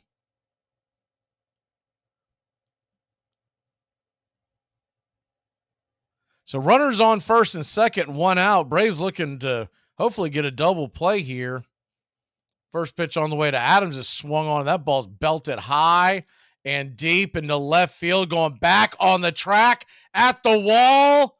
Making the catch is Pilar, about 5 feet maybe in front of the bullpen for a very heart-stopping out number 2. He gets the ball back in, and the runners will stay at first and second. Man, alive, I thought that thing might have had it. I thought at least Pilar was going to have to do a over-the-fence type deal. A few times today, the ball's kind of died down there in that corner. The wind must be pushing it down. First pitch on the way to Thomas. Just misses high and out of the zone. It's 1-0. Thomas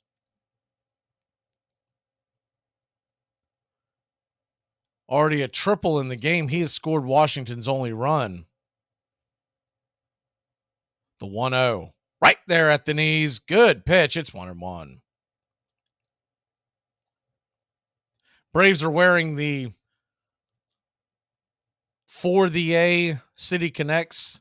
They do that every Saturday. I don't know if that'll be every year, but this year they announced that they'll be doing that every Saturday. The 1-1 pitch. Just misses. 2-1. Considering all the other options, I think they're arguably the best City Connects in all of baseball. They're definitely top 3 or 4. Now, they weren't very creative. They pretty much just took the same colors as the ones from the 70s, but the 2-1 pitch in the dirt. Ball 3-1. So you got a 3-1 count and runners on first and second. There's 2 outs.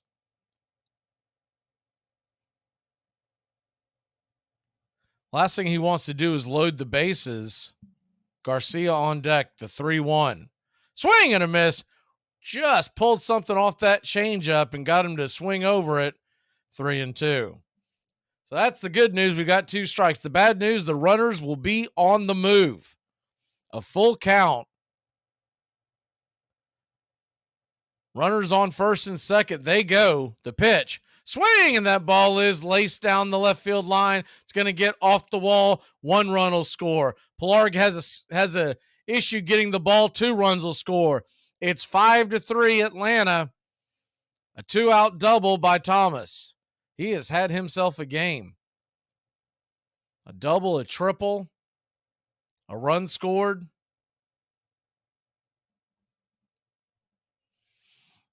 Two RBIs. Braves lead cut in half. He had to go down there to reach for that one. Was able to just pull it and yank it into the wall. Took kind of a funny hop. I don't think it would have mattered. I think Pilar, there's no way he was going to get the runner leaving first with him on the move like that. First pitch on the way to Garcia is down for a strike. It's 0-1. Garcia's 0 for 1 with the sac fly RBI in the first. He tattooed one. Harris had to slam into the wall to catch it. The 0-1 pitch. Check swing foul off his foot. 0-2. I thought Schuster might be pitching around Thomas and willing to load the bases to face the lefty, but I guess the bravado got the best of him. I like what Tom Glavine always said. He always said, if there's a base open, there's a base open. Because the argument was the base really open if it's third base? The 0-2 pitch. Swing and pops it up high. Should be easy. Can of corn for Riley and Fallatore. He'll make the catch. And that'll end the inning. Not before Washington grabs a couple runs, but the Braves still have a 2-run lead. The top of the order is on the way.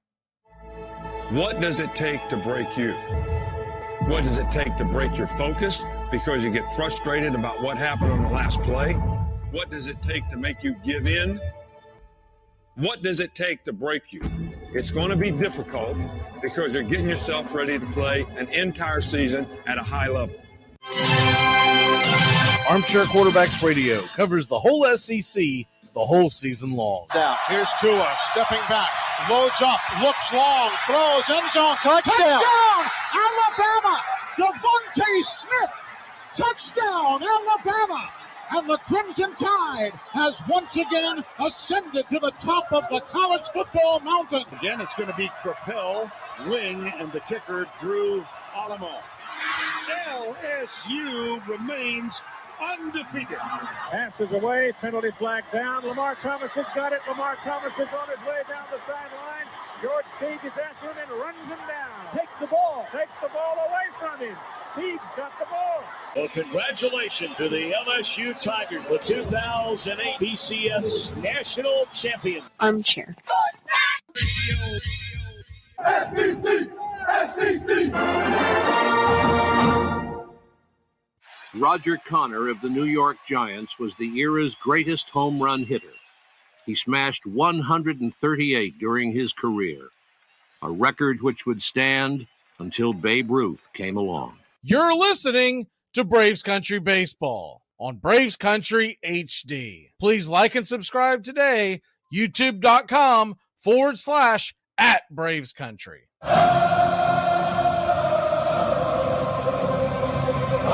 Welcome back to Braves Country Baseball.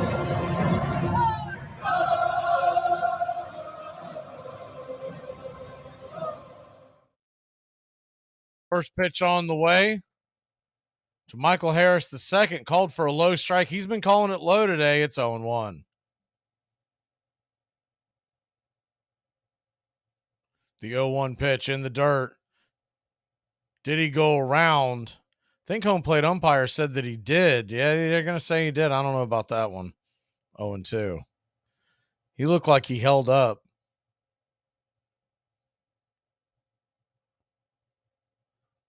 The 0-2 to Harris, lefty-lefty matchup. Swung on and grounded, just fouled the first base bag. Do it again at 0-2. Harris is 0-1 against the lefty. Shadows are starting to fade away across the mound. Some clouds in the sky are hampering him as well. The 0-2 pitch, swing and fouled out of play. 0-2. Taking a look at Gore real quick. He's at 74 pitches as we begin the fifth inning.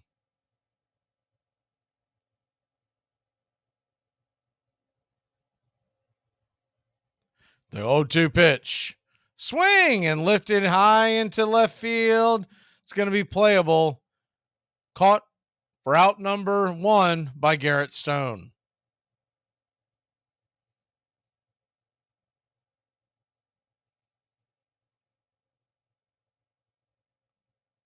So 1 down in the top of the order, heading to the plate, Ronald Acuna Jr.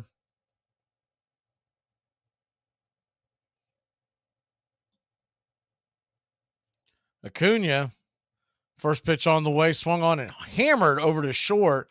A 1-hopper right into the glove of the shortstop Vargas for out number 2. 6-3 put out on the play.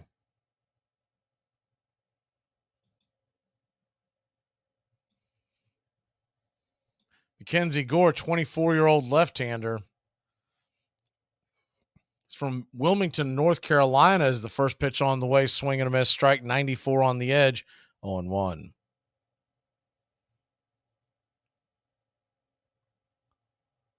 The 0-1. Off the plate wide, 1-1.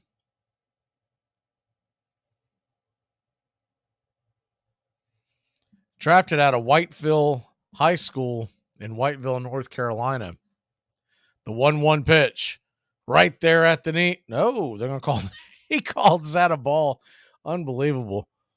This guy's lower strike zone is about as consistent as the stock market. I mean, he's up, he's down. The 2-1 pitch. Swung on and missed. 2-2.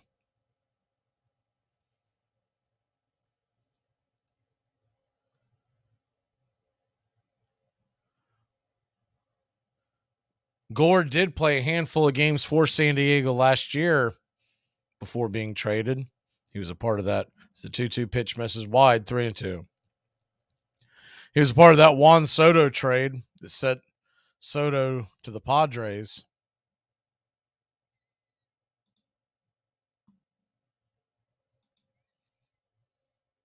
The 3-2. Swing and grounded up the middle.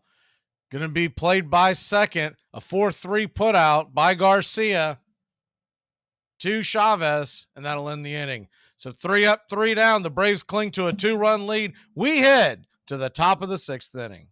You come at the king, you best not miss.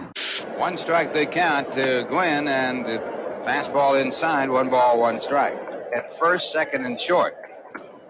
And Gooden catches the outside corner with a fastball. So it's 1-2. Curveball and hit foul down the left side. Giving him an off-speed pitch that he can really handle with a man on third and the infield back, especially through the middle. It's like giving up the run. Goes back to the fastball, and it's fouled into the stands. So Shortstop or to the second baseman. And the fastball for a ball. It's 2-2.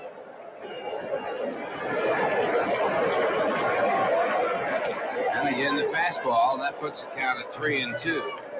And as you pointed out, Rusty, he does not strike out often. Got caught looking yesterday. 3-2 pitch, and it's hit down the line. It's foul. 3-2. 3-2 curveball out of the strike zone. So Gooden wins that one.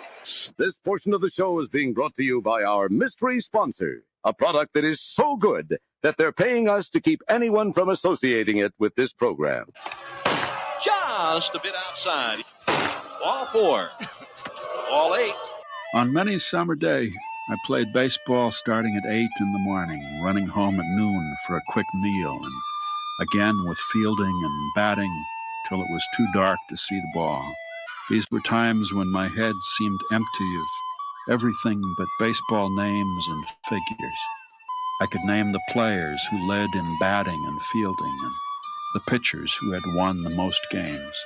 And I had my opinions about who was better than anybody else in the national game. Carl Sandburg. Welcome back to Braves Country Baseball.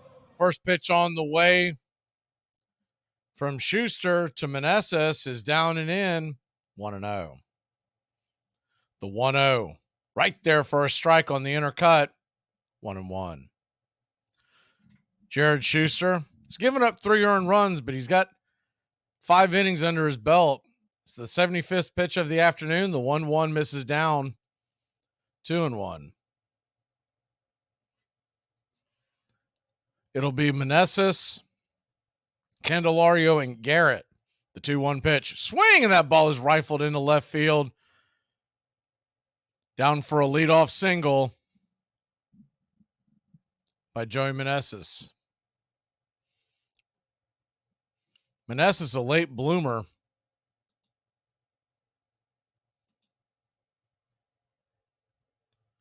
As he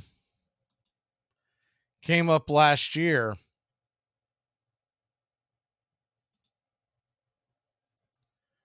and I believe he's 31 years old. Krantz is going to come out and talk to Schuster, try to calm him down a little bit. You do wonder how long they'll go with Schuster here, as this is the 3rd time through the lineup. But Meneses last year, when he came, he had a pretty darn good season. It was a small sample size, but hit over 300, had an OPS up around 9. Krantz is going to head back to the dugout. So it looks like this was just to buy a little time.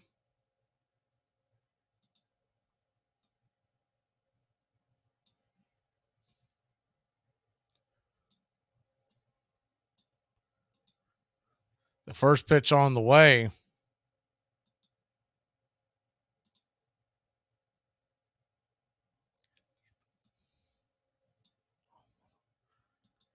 It's right there, first strike, 0-1.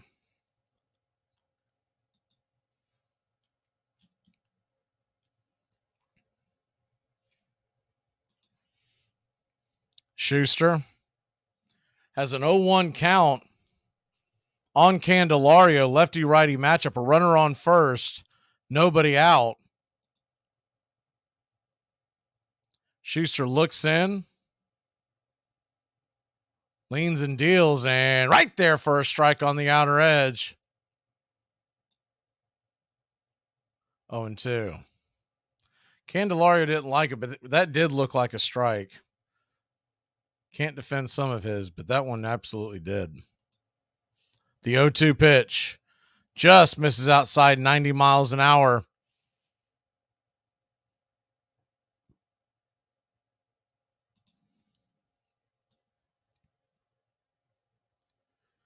The 1-2. Swing, and fouls it back. Do it again at 1-2. Schuster would love to get a double play right here.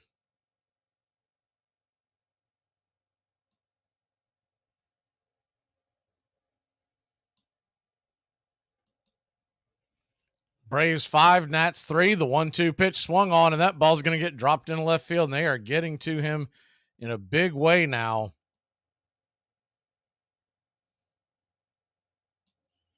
Runners on first and second, and nobody out. And it looks like Snicker's finally going to go to the pen. He's seen enough. So Schuster, 81 pitches, 5 innings, gave up 3. He's responsible for the men on. We'll head to break. When we come back, pitching change here in Atlanta. We want to know what your plans are. I've got some questions I want answers. What are you doing about moving out? I don't know. About Donna? I don't know. Your job?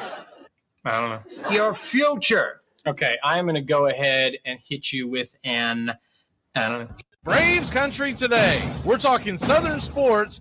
We go live 3 to 5 weekdays right here on WQEE. Braves Country today, Southern sports talk with the voice of Braves Country baseball, Mac Magee. Joined every day from sports analysts from all over Braves Country, talking college football, the NFL, Major League Baseball, and what's trending in the world of sports. Braves Country today. We go live 3 to 5 weekdays right here on WQEE. He never complained, never alibied. He was never known to criticize a teammate or call an opposing ball player lucky. He accepted his great success modestly and the many vicissitudes of his life in silence. He was easy to like and hard to know. New York World Telegram. If Walter Johnson and Christy Mathewson had a challenger for the title of best pitcher in baseball, it was a troubled young right-hander named Grover Cleveland Alexander, a Nebraska farm boy, the son and grandson of alcoholics, and one of 13 children. He had honed his startling accuracy by hurling rocks to kill birds to help feed his family. He was a minor league star at 22 when a shortstop's throw to first hit him squarely between the eyes. He was unconscious for 2 days, then stricken with double vision. He kept throwing anyway, and after months of relentless work, his vision suddenly and mysteriously cleared, though he remained subject to epileptic seizures for the rest of his life.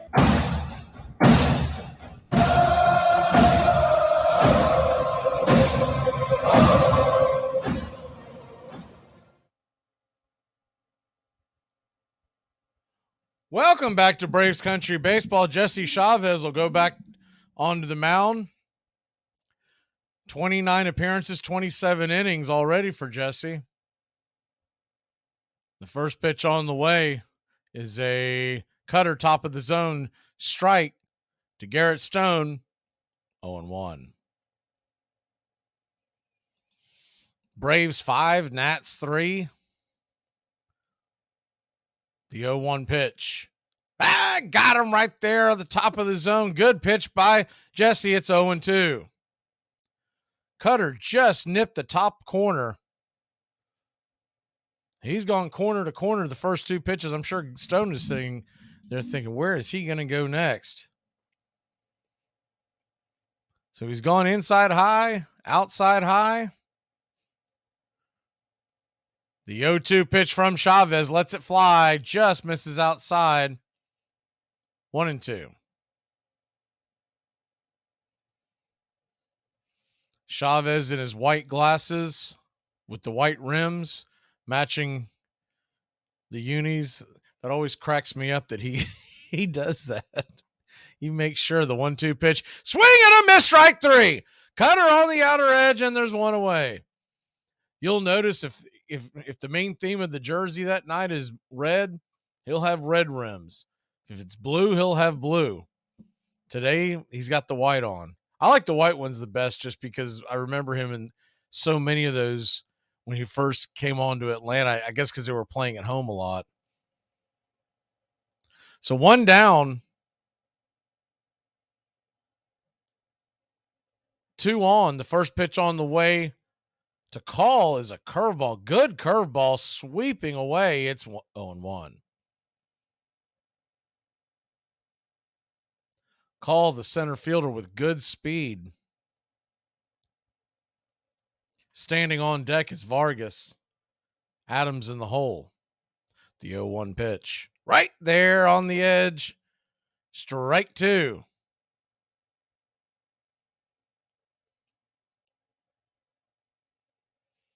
Call 1 for 2.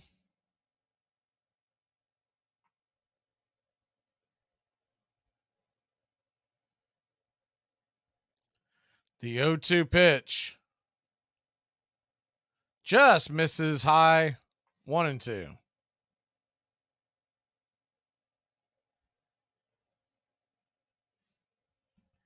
So runners on first and second, 1 out, and you got a 1-2 count. Alex Cole with good speed on the base pass. It's going to be hard to double up, but Meneses does run slow. The 1-2 pitch swung on and popped up high down the first base line, bending out of play. We'll do it again at 1-2.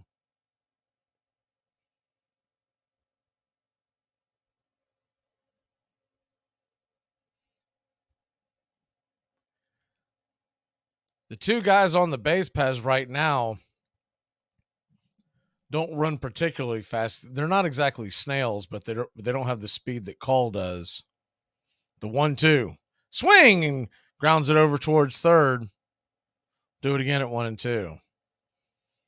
So in a perfect world, it'd be a soundly hit ball to third, and Riley could step on third and fire it over to second, and that would be your double play.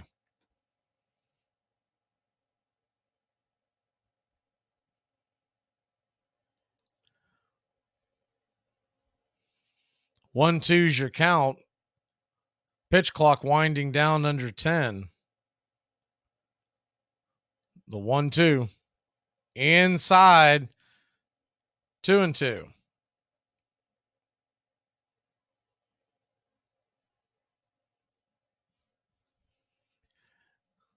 So Deuce is wild here with 2 on and a 2-2 count. The pitch from Jesse. Swing and a miss, strike 3. Yak 'em. And there's 2 away.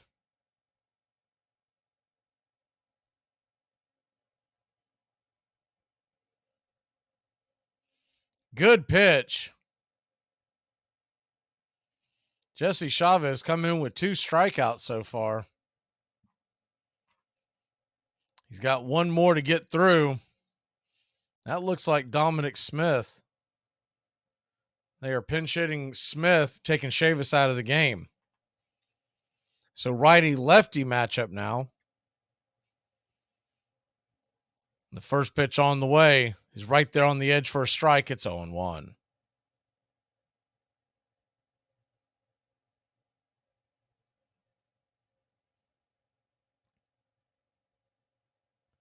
Smith, 265 on the year. The 0-1 right there at the knees. It's 0-2. He's gone cutter, both of them on the outside part of the plate. One about thigh high, the other one right there at the knees. The 0-2 pitch from Jesse. Swing and grounds it over to second. Covering the bag is Olsen. He'll make the play, and that'll end the inning. So 3 up, 3 down once Jesse gets involved, and the Braves come out unscathed. We'll head to break. She left me. She left me, Dad. I'm sorry. After all we've been through. I don't know what... I trusted her. I know, buddy. And she left me. I know. This hurts so bad. I know. And it's like she doesn't even care. Listen, Amy is only... Yeah, Amy. Who are you talking about? My Uber driver. This heifer left talking about I'm taking too long. I said, bitch, I'm on my... Here are some baseball facts you might not have known. The Pirates won a game while getting no hit because of 3 walks and a fielder's choice. It's the first time since 2008 that a team has won without recording a hit. In the late 90s, higher-ups for the Red Sox wanted to replace Fenway Park with a sports megaplex. The new Fenway Park would have been next to the New England Patriots Stadium, but an agreement failed to be reached. Nick Markakis used to hold the record for most consecutive games without committing an error, but Robbie Grossman of the Detroit Tigers played his 401st game in a row without an error, setting the new record. It all starts with just one thing. Get to know your local beekeeper. You can make sure they don't use chemicals in the hive, that they only sell surplus honey, plus locally produced honeys have a smaller carbon footprint. Find tips and more at onethingus.com. What's your one thing? Ranch Ricky graduated from Ohio Wesleyan University, struggled as a catcher for a few years in the major leagues, got a law degree but failed to drum up any clients, gratefully returned to baseball, working for the St. Louis Browns, one of the poorest teams in the majors. He moved up quickly within the organization, scout, club secretary, and in 1913, manager. Ricky was a genius at making do with less. He approached his job scientifically, introducing unusual calisthenics, batting cages, and sliding pits. No ball player can learn to steal bases by practicing sliding into sand pits. I wouldn't ask a veteran to slide into a pit. I don't think much of this theory stuff. Miller Huggins.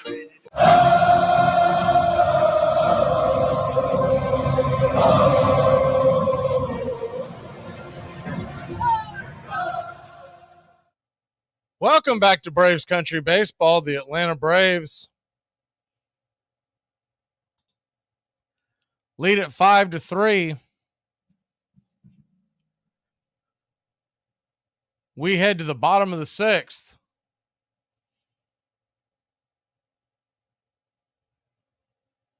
Chad Kuhl comes on. Kuhl comes in with a 7.67 ERA.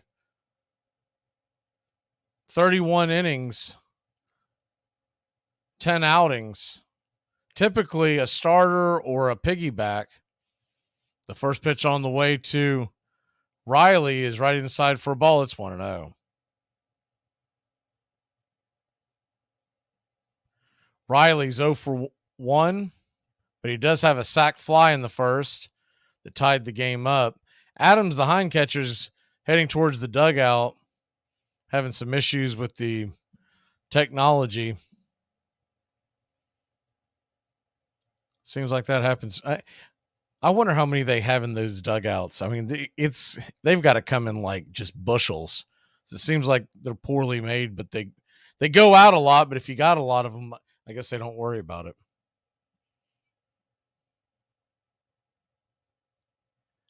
So we're back at it. A 1-0 count to Riley. Kuhl winds and deals inside. 2-0.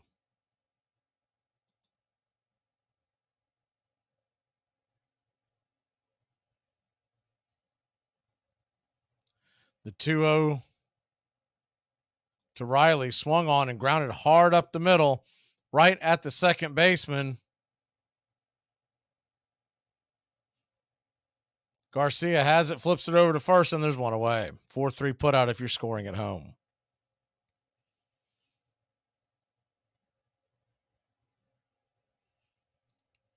Chad Kuhl, 30 years old, 6'3", 207-pounder. He's from Newark, Delaware. First pitch on the way to Ozzie, swung on and hit into right center. Making the sliding catch at his knees is Alex Call for out number 2. Good catch, caught it in the gap. Had to go to the ground to make sure he secured it. You might remember Kuhl from his days at Pittsburgh. He played for the Pirates from 2016 to 21, and then last year was with Colorado. Now he's with Washington. First pitch to d'Arnaud is swung on and grounded, foul out of play. It's 0-1.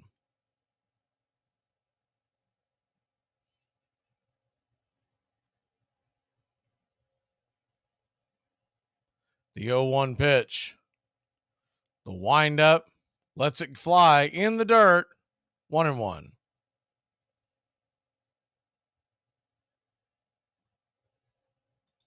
Chad Kuhl might be being asked to come out here and spell a couple of innings. The 1-1 to d'Arnaud. Swing and a miss. Curve off the plate.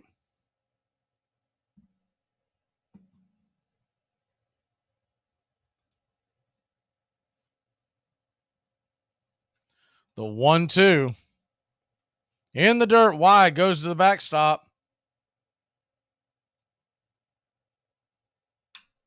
So a 2-2 count to d'Arnaud.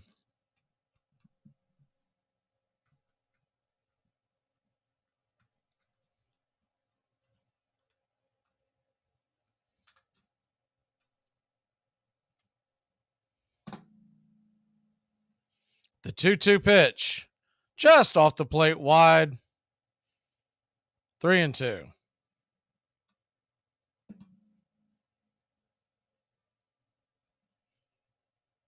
Cool looks in, gets the sign, the full count to Darnode. Lets it fly high, ball 4. So Cool loses Darnode after getting a 1-2 in front. And that'll bring Marcell Ozuna to the plate.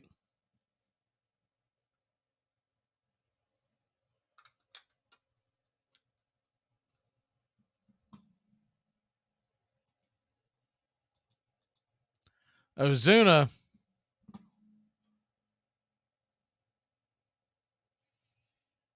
digs in, and the first pitch on the way is way outside wide. It's 1-0.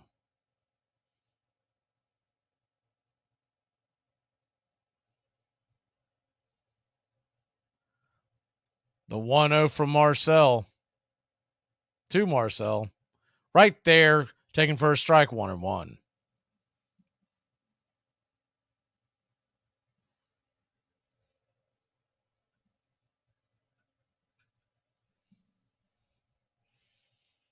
Braves 5, Nats 3. Bottom of the 6th, 1 on, 2 out. Swing, and that ball is hit into right field, but right at Thomas, and he'll make the catch. So the Braves put 1 on, but fail to score. We'll be back in a flash here on Braves Country. Could you imagine how hot I'd be if I ate right and took care of my body? I mean, I ain't going to do it, but could you imagine? Braves Country today. We're talking Southern sports. We go live 3 to 5 weekdays right here on WQEE. Braves Country today, Southern sports talk with the voice of Braves Country baseball, Mac Magee. Joined every day from sports analysts from all over Braves Country, talking college football, the NFL, Major League Baseball, and what's trending in the world of sports. Braves Country today. We go live 3 to 5 weekdays right here on WQEE. Guess what? We played basketball in gym today. I love basketball. It was 5-on-5. Did you guys win? Well, it was tied with like 10 seconds left in the game. Nice. And I was over there. I was like, Kevin, because Kevin had the ball. I was like, throw me the ball. I'm open. And he didn't see me, so I ran to the top. I was like, I'm open, Kevin. And then everybody on my team was like, Kevin, Derek's open. And he threw it to me. And I looked at the time, and it's running down. And it's like 3, 2. And I just closed my eyes, and I just throw the ball up. And it went over the backboard. Armchair. On September 20th, 1914, more than 100,000 people filled Cleveland's Brookside Stadium to see the Telling Strollers beat the Hannah Cleaners 8-3.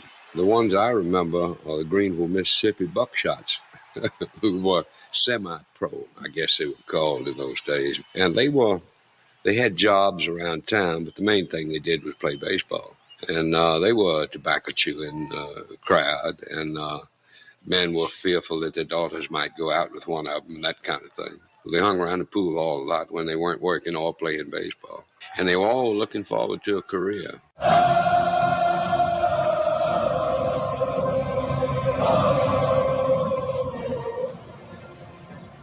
Welcome back to Braves Country Baseball. Looks like Jesse Chavez is going to go back out there and try to get another inning in.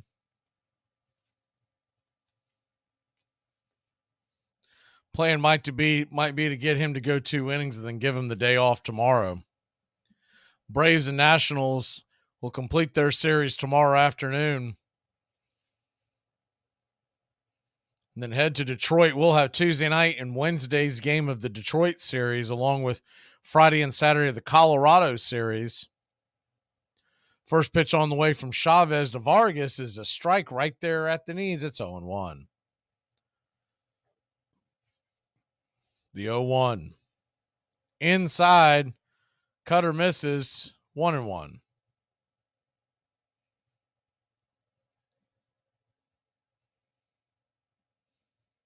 The 1-1 pitch, just off the plate wide, 2-1. Thanks, Goat. I usually add more and more, but we've done so many games this year, it's been hard to keep up with the production side of it. The 2-1 pitch, right there for a strike, 2-2.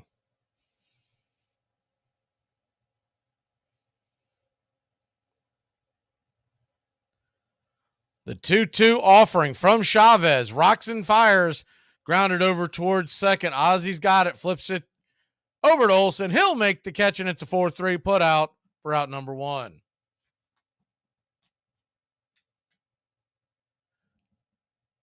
Game moving pretty briskly. We started this game at 4:10 Eastern.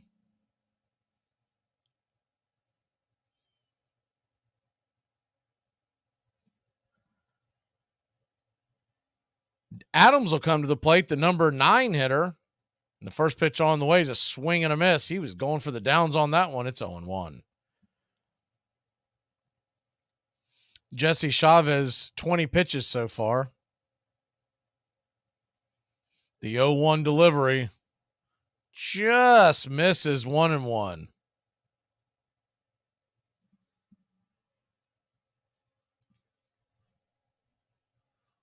One offering. Swing, and that ball is hit high, but not deep enough. Right to Kevin Pillar in deep left field for out number 2. I swear Adams has one of those swings that when he hits it, it looks like it's going further than what it goes. Coming to the plate now is the leadoff hitter, Thomas, and he's done most of the damage today. First pitch on the way is a strike right there at the knees. It's 0-1.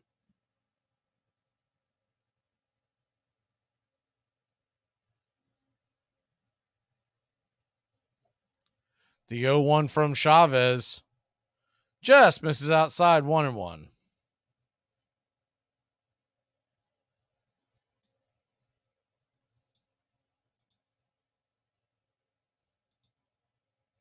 One delivery just misses off the plate. Now 2-1. Tried to get him to chase the curveball. The 2-1 pitch inside, ball 3, 3-1.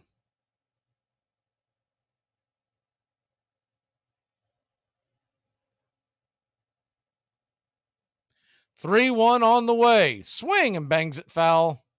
3-2.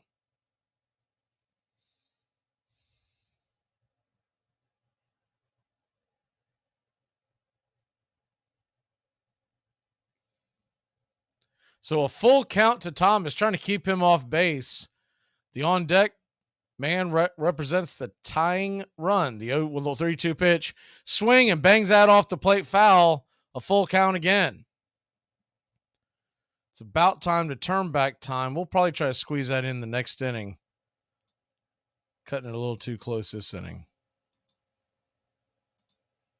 The 3-2 pitch. Wind up, swing and a miss, strike 3. Jesse Chavez faces 6. He sits down 6. We'll be back in a flash here on Braves Country. Listen, if you feed your kid... Are you ready to eat?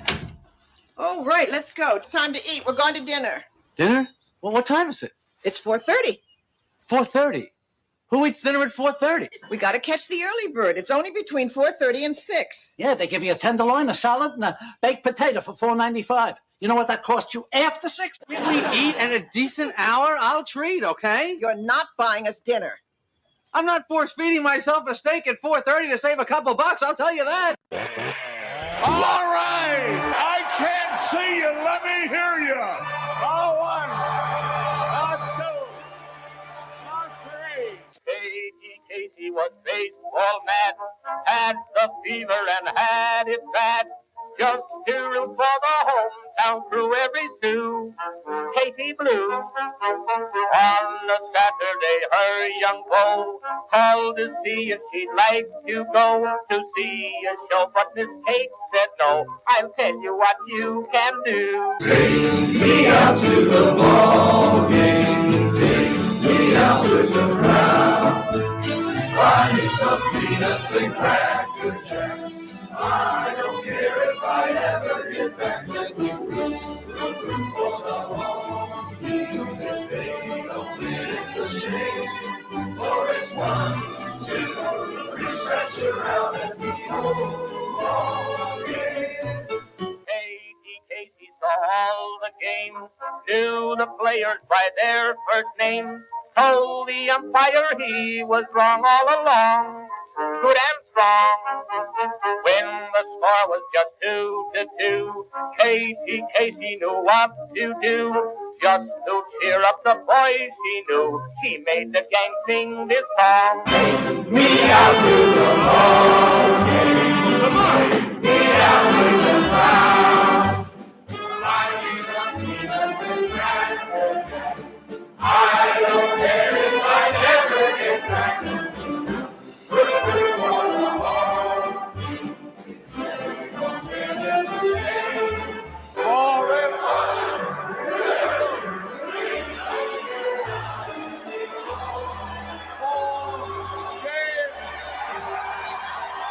Welcome back to Braves Country Baseball. It's a 1-1 count to Arcia, and he swings and misses at the curveball in the dirt from Chad Kuhl. It's 1-2.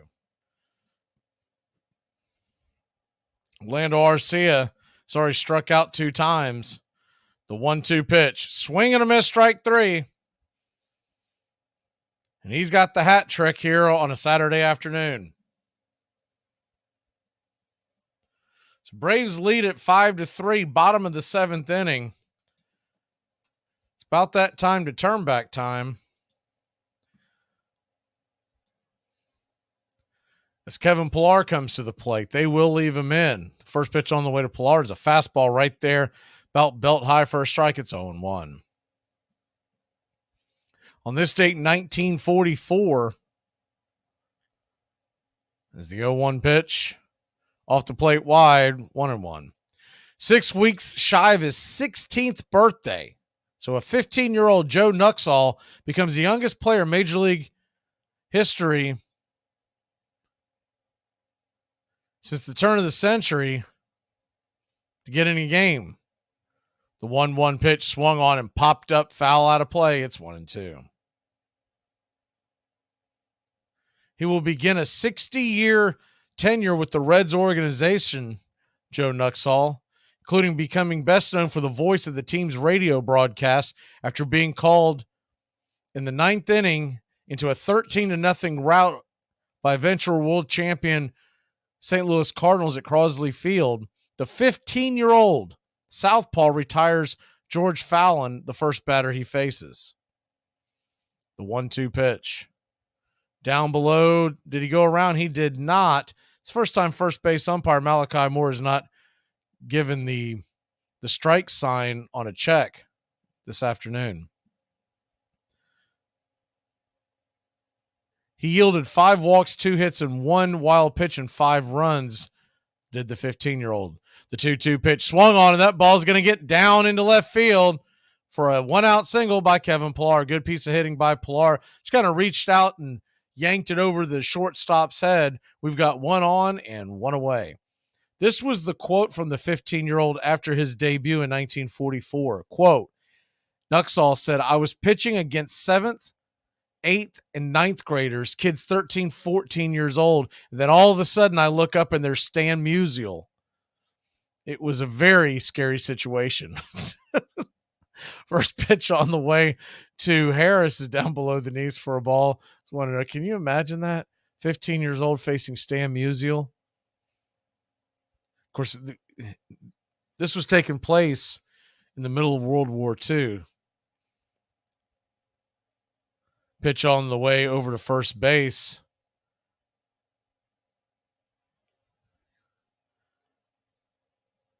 Pillar's well under the tag. Harris 0 for 2, a line out, a ground out. Time for him to get a base hit. Get him off the schneid this afternoon. The 1-0. Swing and fouls it away. 95 outer edge. It's 1-1. You know, Kuhl might end up having a decent career now that he's been pushed into the bullpen, because knock on him has always been once you see him the second and third time, they have the advantage. But he's always had a good fastball, a couple of good breaking pitches. The 1-1 pitch is outside wide. Pillar's on the move. He'll steal second with ease. No throw. We've got another run in scoring position. A much-needed insurance run. Good base running by Kevin Pillar. Once again, that man needs more playing time.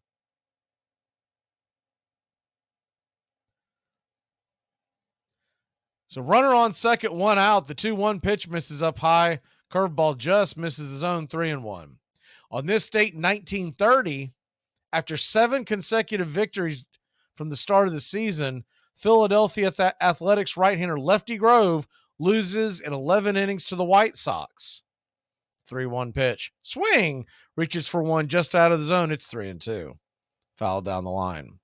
The future Hall of Famer Lefty Grove will finish the season 28-5 with a 2.54 ERA for the eventual world champion Athletics in 1930.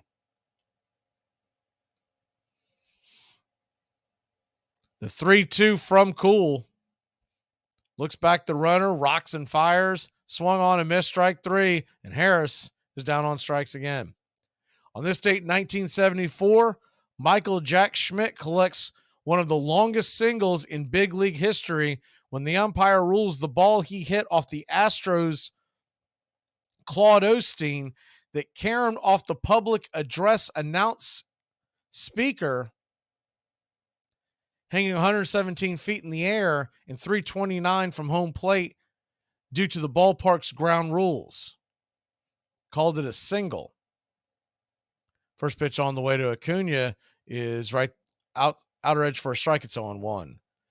Rice University Mathematics Department calculates the Astrodome blast would have carried 550 feet if it would have not been impeded. I don't know if I buy that part, but the 0-1 pitch swung on, and that ball's lifted high into right field, going on the wall. It's off the wall. Here comes Pilar. He's going to score, and Acuna is in with another double. Have yourself a game, Mr. Acuna. He hit that ball 103 miles an hour off the bat. His 20th double of the season. A leaping effort out there in right field by Thomas, but just could not get to it. Same area where Acuna hit that home run. The Braves lead at 6-3. They're going to send Cool to the showers, make a pitching change. We'll be back in a flash here on Braves Country Baseball. It's baseball season now, but hockey will be back before you know it. Join the Columbus River Dragons as they celebrate the team's 5th anniversary season in 2023-24. Season tickets are on sale now with no price increase from last season. Lock up your favorite seat for every exciting moment. Call the River Dragons at 706-507-4625 or go online to rdragons.com. That's rdragons.com. River Dragons Hockey. Get fired up.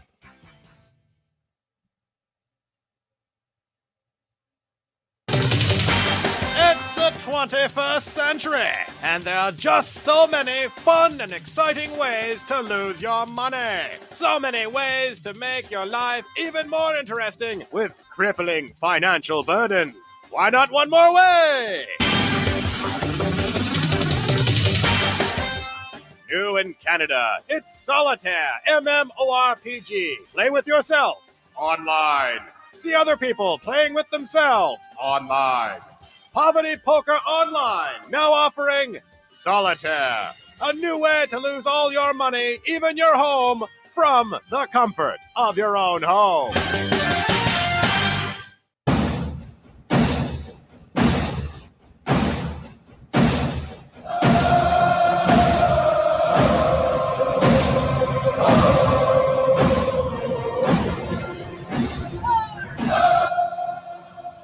Welcome back to Braves Country Baseball. Looks like Jordan Weems is going to come in, try to get Matt Olson. Acuna stands on second with 2 outs. Braves got to run in. They lead it 6-3. To finish up that turn back time on this date, 1992. Hard to believe this has been 31 years. A's first baseman Mark McGwire hits his 200th career home run when he goes deep in the second inning off of Chris Bosio in Oakland's 5-2 victory in Milwaukee County Stadium. First pitch on the way to Olsen is swung on and he hits it hard on the ground, but right at him, an atom ball to second baseman Garcia, and that'll end the inning. 4-3 put out. But before your Atlanta Braves put one on the board, 6-3, hot Atlanta will head to the top of the 8th.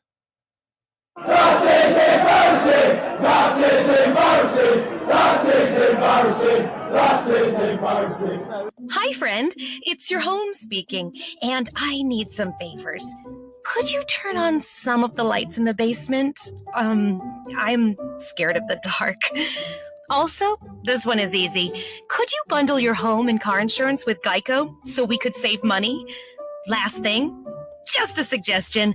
Could you steam clean the carpets? I need a spa day. Geico. For bundling made easy, go to geico.com today. Hey, Braves Country. Braves Country HD is bringing you Braves Country Baseball. Braves Country comes to you every Tuesday night and Friday night and 2 bonus games every week. Hi, I'm Mac Magee, and we'll be bringing you play-by-play, pitch-by-pitch of your Atlanta Braves. It's free to listen. Please like and subscribe. YouTube.com/@Braves Country. Braves Country Baseball for the fans, by the fans.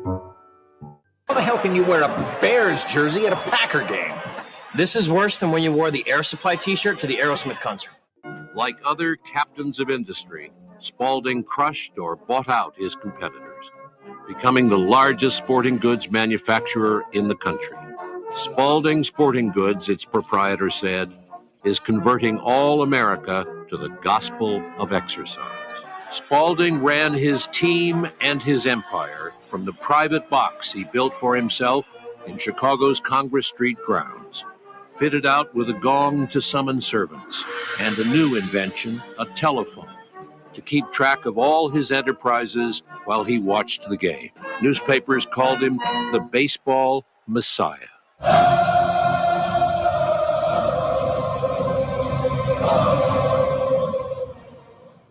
Welcome back to Braves Country Baseball. Joe Jimenez is going to come back into the game, and Jimenez looked great his last time out.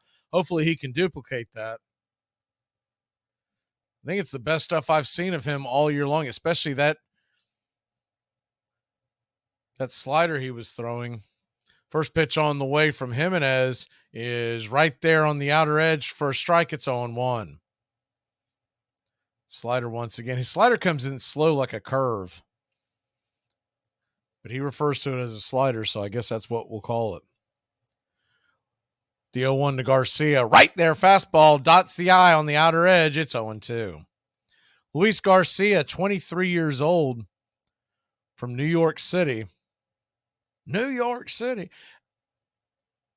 I was surprised the first time I saw Garcia in the lineup and went to his bio. He does not look 23 years old. He's like the Greg Oden of Major League Baseball. The 0-2 pitch swung on and fouled down the line. Do it again at 0-2. I bet Luis hasn't been carded in 10 years.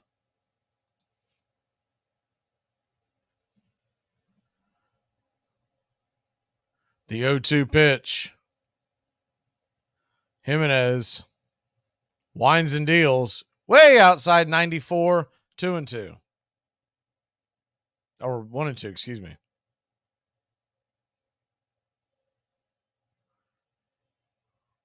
The 1-2 from Jimenez. Downstairs. Ball 2.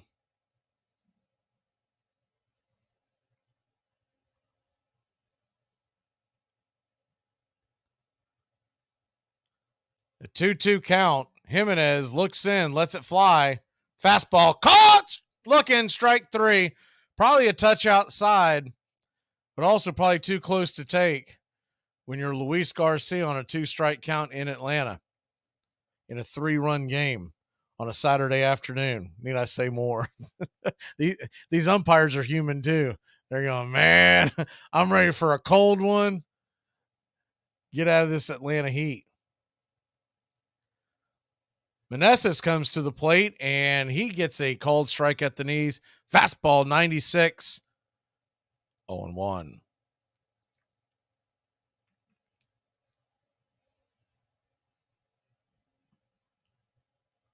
The 0-1 on the way. Fastball, top of the zone.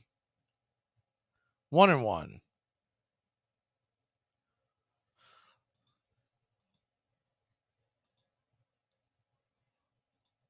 The 1-1. Swing and lifts it high and deep into right. Olsen going all the way into right field, into the corner, into foul territory. He'll make the catch.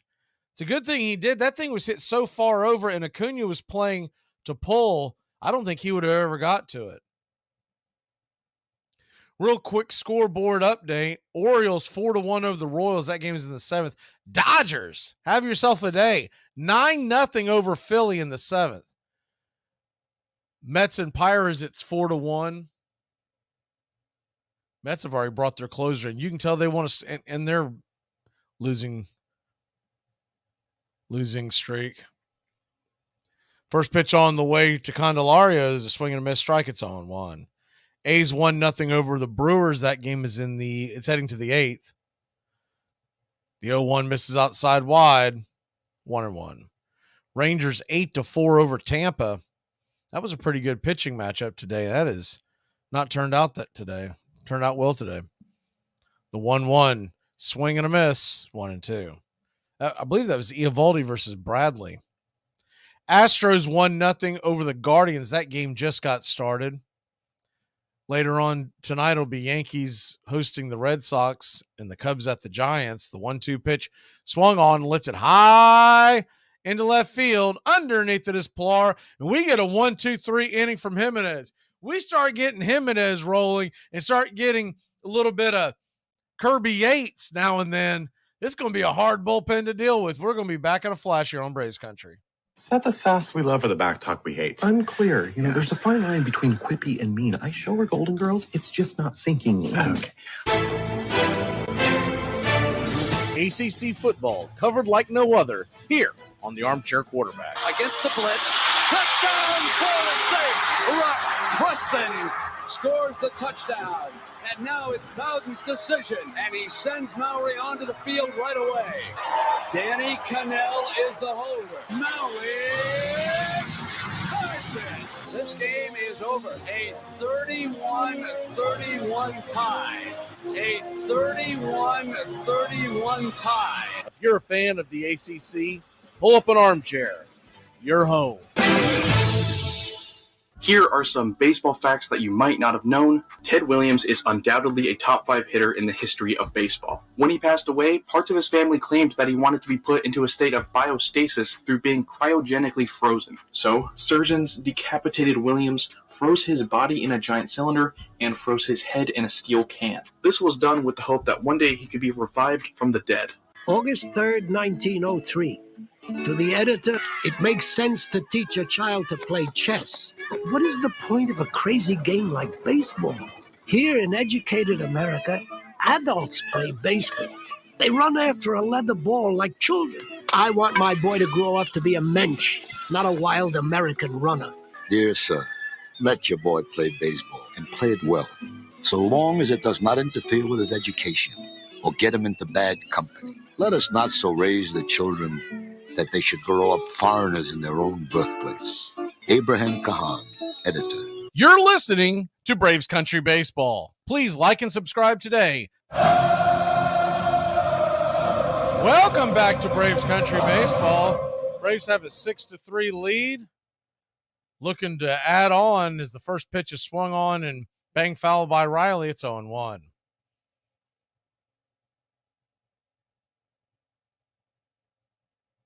Bottom of the 8th inning.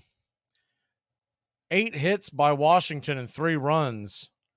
6 runs, 6 hits by the Braves. So the Nats with a few more hits, but man, when the Braves have hit them, they have absolutely tattooed it this afternoon.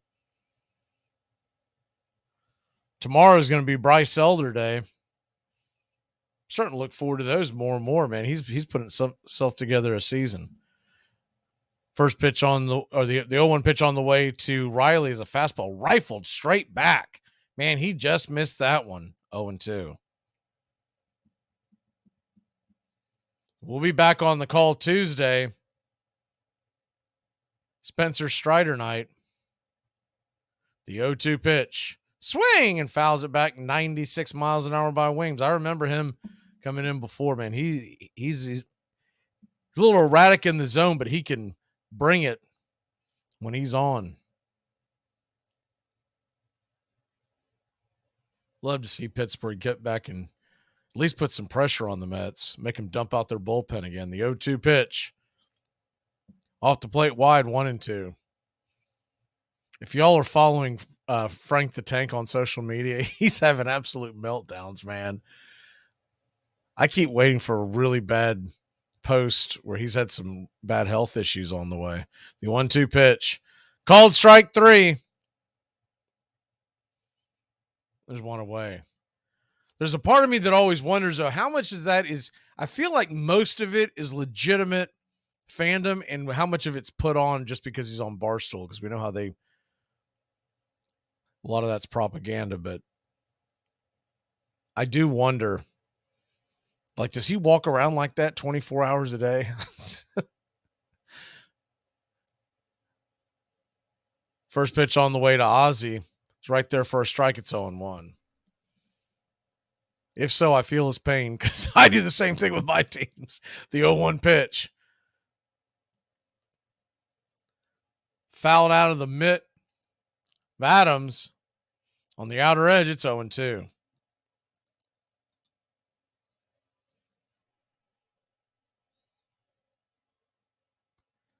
So McNeil had an error today in that Mets game. You know they are ready to just get him because you remember he was the one that in the corner that kept bobbling the ball. The 0-2 pitch by Ozzie swung on and missed. Strike 3.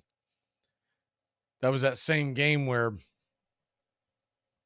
what Alonso was saying, throw it again, throw it again. So someone put together a TikTok video of him yelling from the dugout, Alonso yelling from the dugout, throw it again, throw it again. And as he's saying that, they're showing McNeil in the corner bobbling the ball, trying to get a hold of it.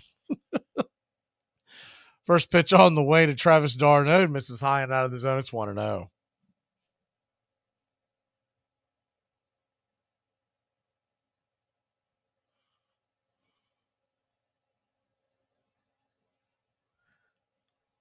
The 0-2, the 1-0, excuse me.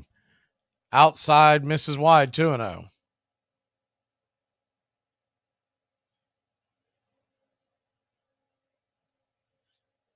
Yep. Yeah, McNeil now has 2 errors on the season. The 2-0 pitch. Swing and a miss. 2-1.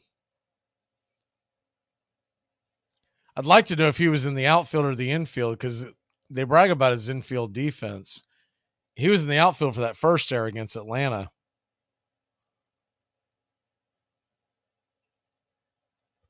Time is called, and Travis d'Arnaud will readjust his gloves and everything on a 2-1 count. d'Arnaud 0 for 1. He did reach via the walk. This game cruising by here in the bottom of the 8th. The 2-1 pitch off the plate wide, ball 3. 3-1. Standing on deck, Marcell Ozuna.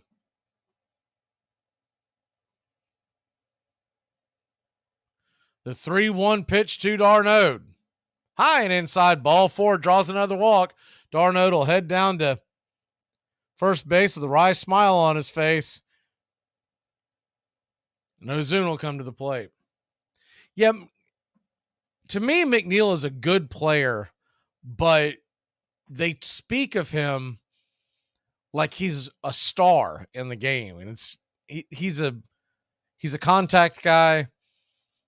I like the fact that he'll choke up with 2 strikes. All that kind of stuff is genuine old school baseball. First pitch on the way to Ozuna's off the plate wide, 1-0. But you'll hear the New York media talk about him like he's the second coming of Ted Williams or something. I'm like, yeah. Like any guy that benches himself the last game of the season so he can win the batting title, you ain't Ted Williams, my friend. The 1-0 misses outside wide, 2-0. So you got a runner on first, nobody out, or 2 outs, excuse me. Runner on first, 2 outs, a 2-0 count to Ozuna. The 2-0, he's going to call a wide strike on that once Ozuna's got a smile on his face like, are you kidding me? Ozuna won't say it, but I know what he's thinking. Where are your dinner plans and how far away are they that you had to call that a strike? The 2-1 pitch. Down below oh, come on, 2-2. Those are two pitches. The second one I'll give him because, as Ozuna calls timeout, because he's been calling that a strike all day long. He's been calling the low strike. You got to know that. It is what it is. But the first one, because he called the first one the first strike, you're more upset about the second. So a 2-2 count to Ozuna, 2 outs, the pitch, off the plate, wide ball, 3-2. Finally got one right there. So now we got a full count to Ozuna. And of course, Travis d'Arnaud with 2 outs is going to be on the move. So though he doesn't run well, one in the gap could score him.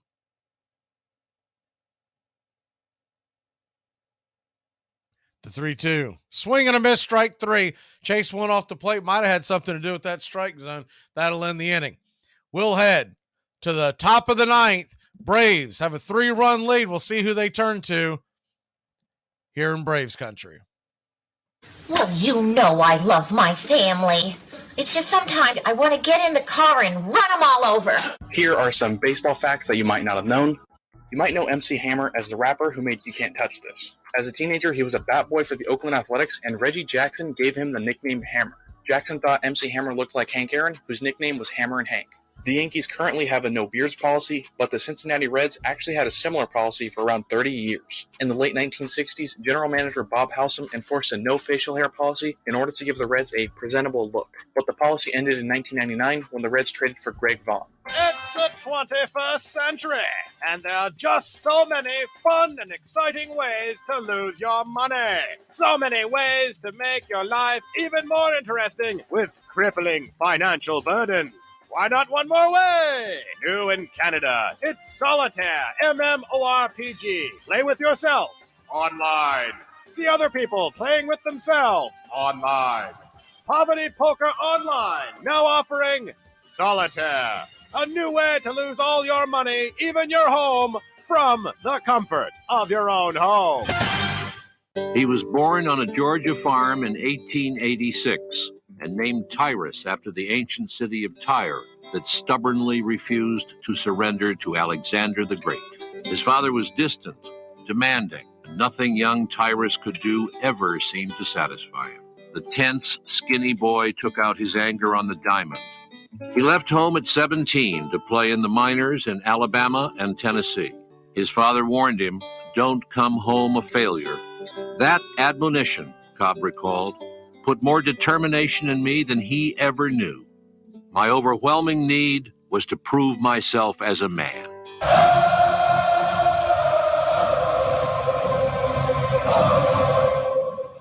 Welcome back to Braves Country Baseball. The Atlanta Braves have a 3-run lead heading to the 9th inning. And if they can keep it right here, our friend Money Menace will hit his bet. Going to work will be A.J. Minter. A.J. Minter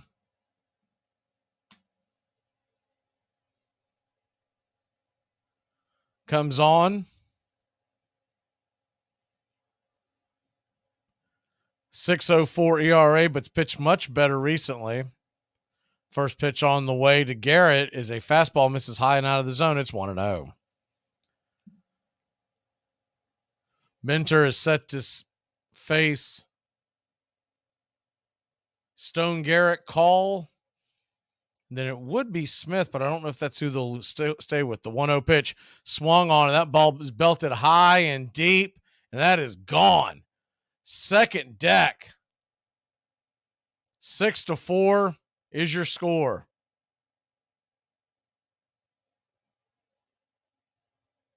Good Lord. He absolutely tattooed that ball.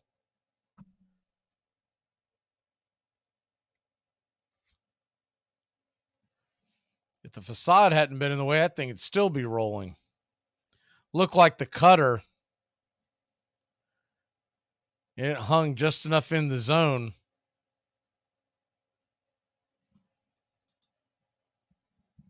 They had it listed as a fastball, but that's not his fastball. First pitch on the way to call now is high and out of the zone. It's 1-0.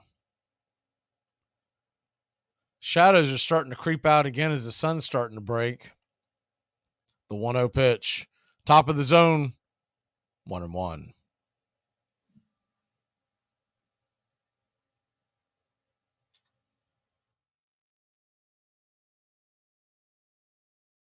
The 1-1 pitch.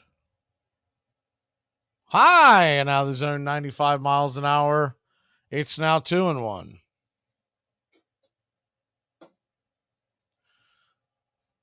The Mentor better buckle down here before we have to head to the bottom of the ninth. The 2-1 pitch. Wait, nowhere near the zone. Ball 3. And I mean, that ball was pitch out territory.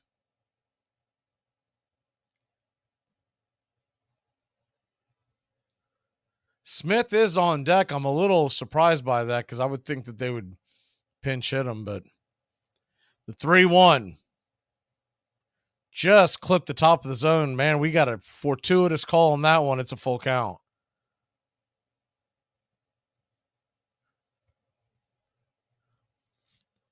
Call asks for time.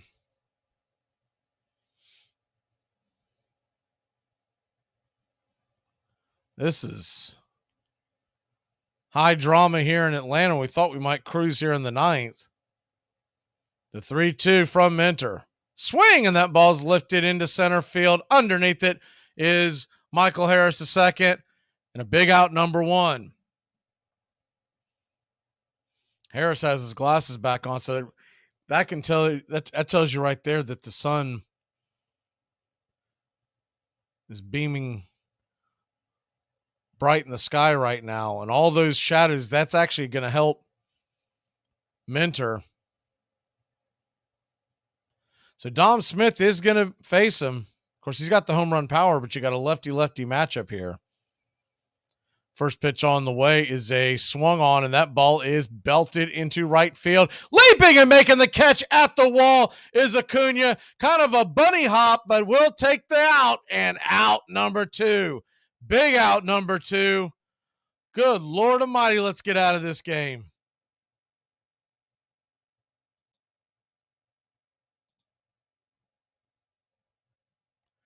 A huge leap. And Acuna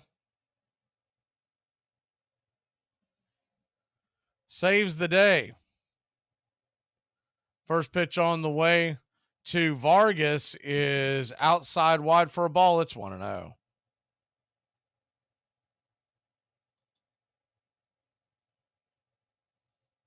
The 1-0. Swing and pops it up. Will that stay in play? It should. Can of corn. And Austin Riley makes the final catch, the final out of the game. So much more interesting game than we wanted. But Ronald Acuna Jr., he's got to get the game ball tonight. I'll tell you what, a close second would be Jesse Chavez. Jesse Chavez came in and gave those 2 innings of no-run ball with the 3 strikeouts. Remember, he inherited 2 guys on base. If it wasn't for the fact that Ronald Acuna Jr.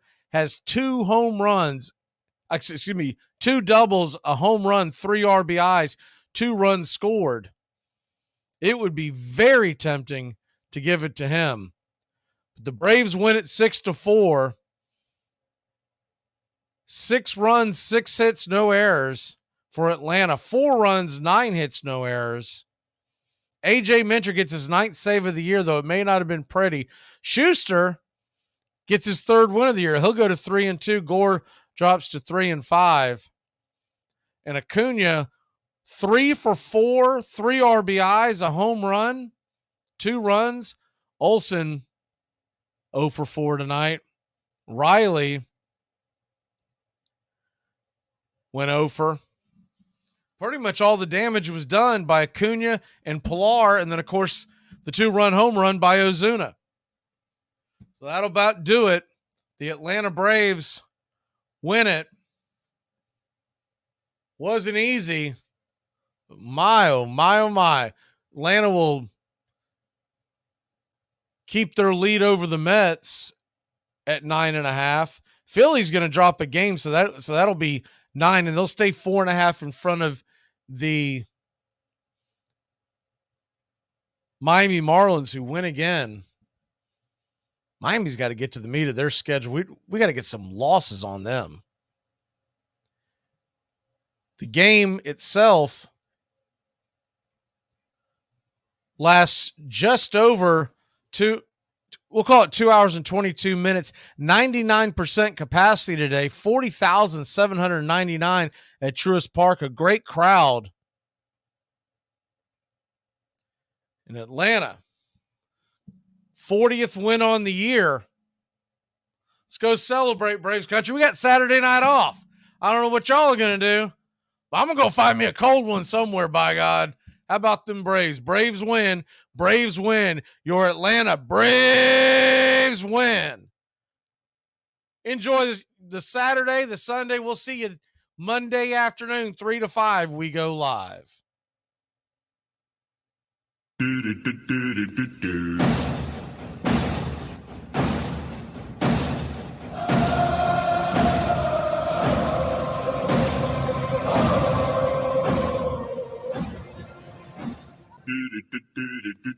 Goodbye, sweetheart, well, it's time to go.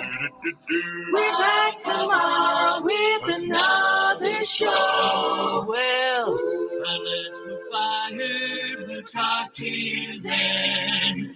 Goodbye, sweetheart, goodbye. Goodbye. Guys and gals, it's time to go. We'll see you on the next show. Same back time, same back channel.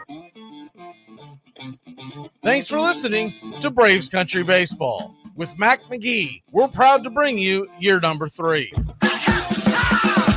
Braves Country Baseball comes your way Tuesdays and Friday nights and 2 more bonus games for a total of 4 games a week. You can also catch Braves Country, our daily sports talk show. We go live 3 to 5, 99.1 FM WQEE, Metro Atlanta. Other CBS, ESPN, and independent affiliates nationwide, and simulcast on youtube.com/@BravesCountry. Find Braves Country HD today wherever you stream. Your first choice for Southern sports and the deepest bench in sports talk. Something of the 5th of September. Something of the 5th of September. She said a lot that I can't remember. Something of the 5th. Can I get another cigarette, please? Can I get another cigarette, please? Yeah, I know I live to regret it. Just give me another cigarette, please. Can I get another cigarette, please? You're listening to WQEE 99.1 FM in Georgia. Braves, the Armchair quarterback, weekdays, 3 p.m. Eastern to 5 p.m. Eastern, right here on the key and youtube.com/BravesCountry.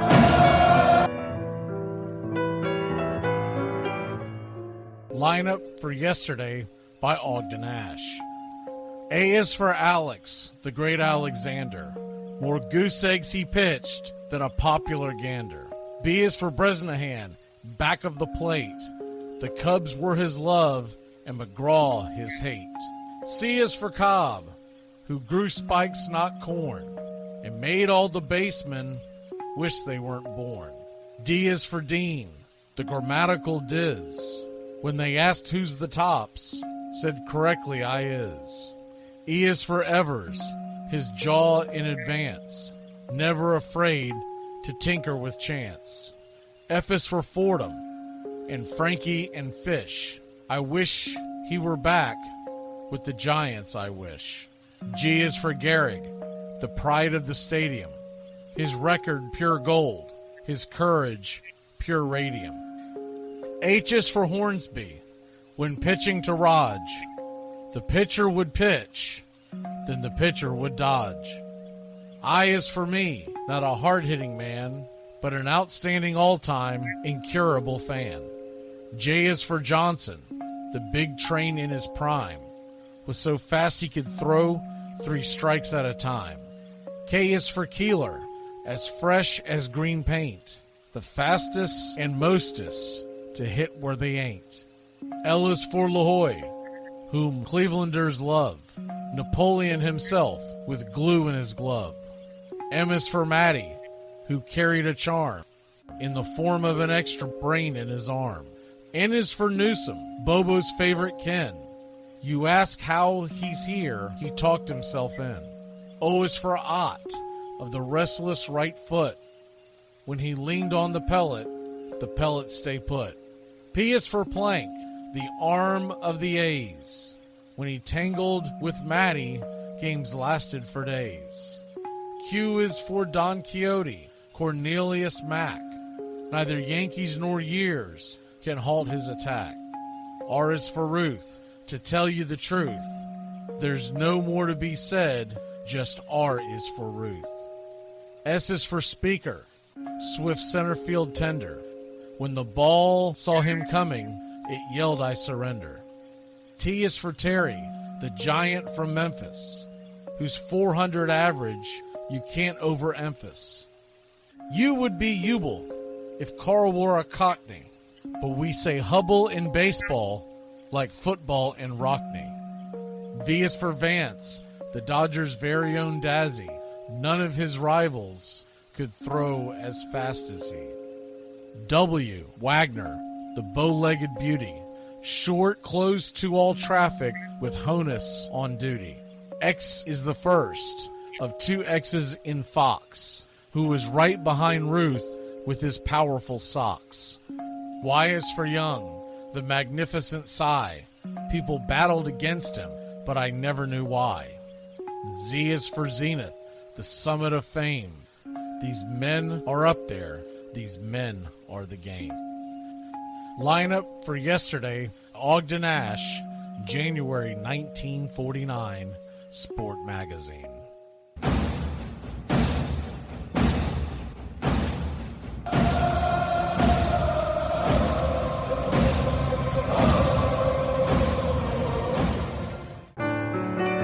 Hey Braves fans, I'm Mac Magee with Braves Country.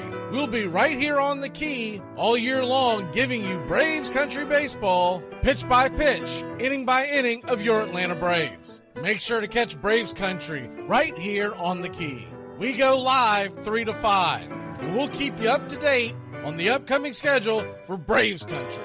That's Braves Country HD and Braves Country baseball right here on the key.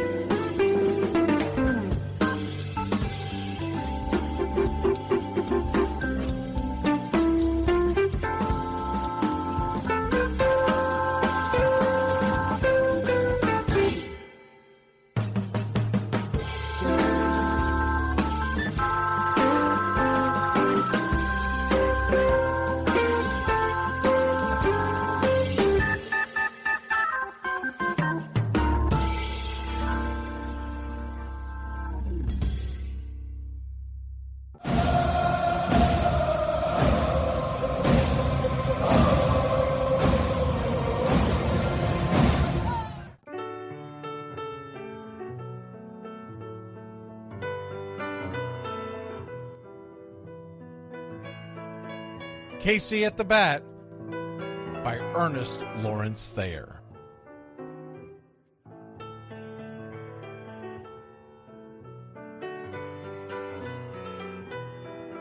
The outlook wasn't brilliant for the Mudville Nine that day.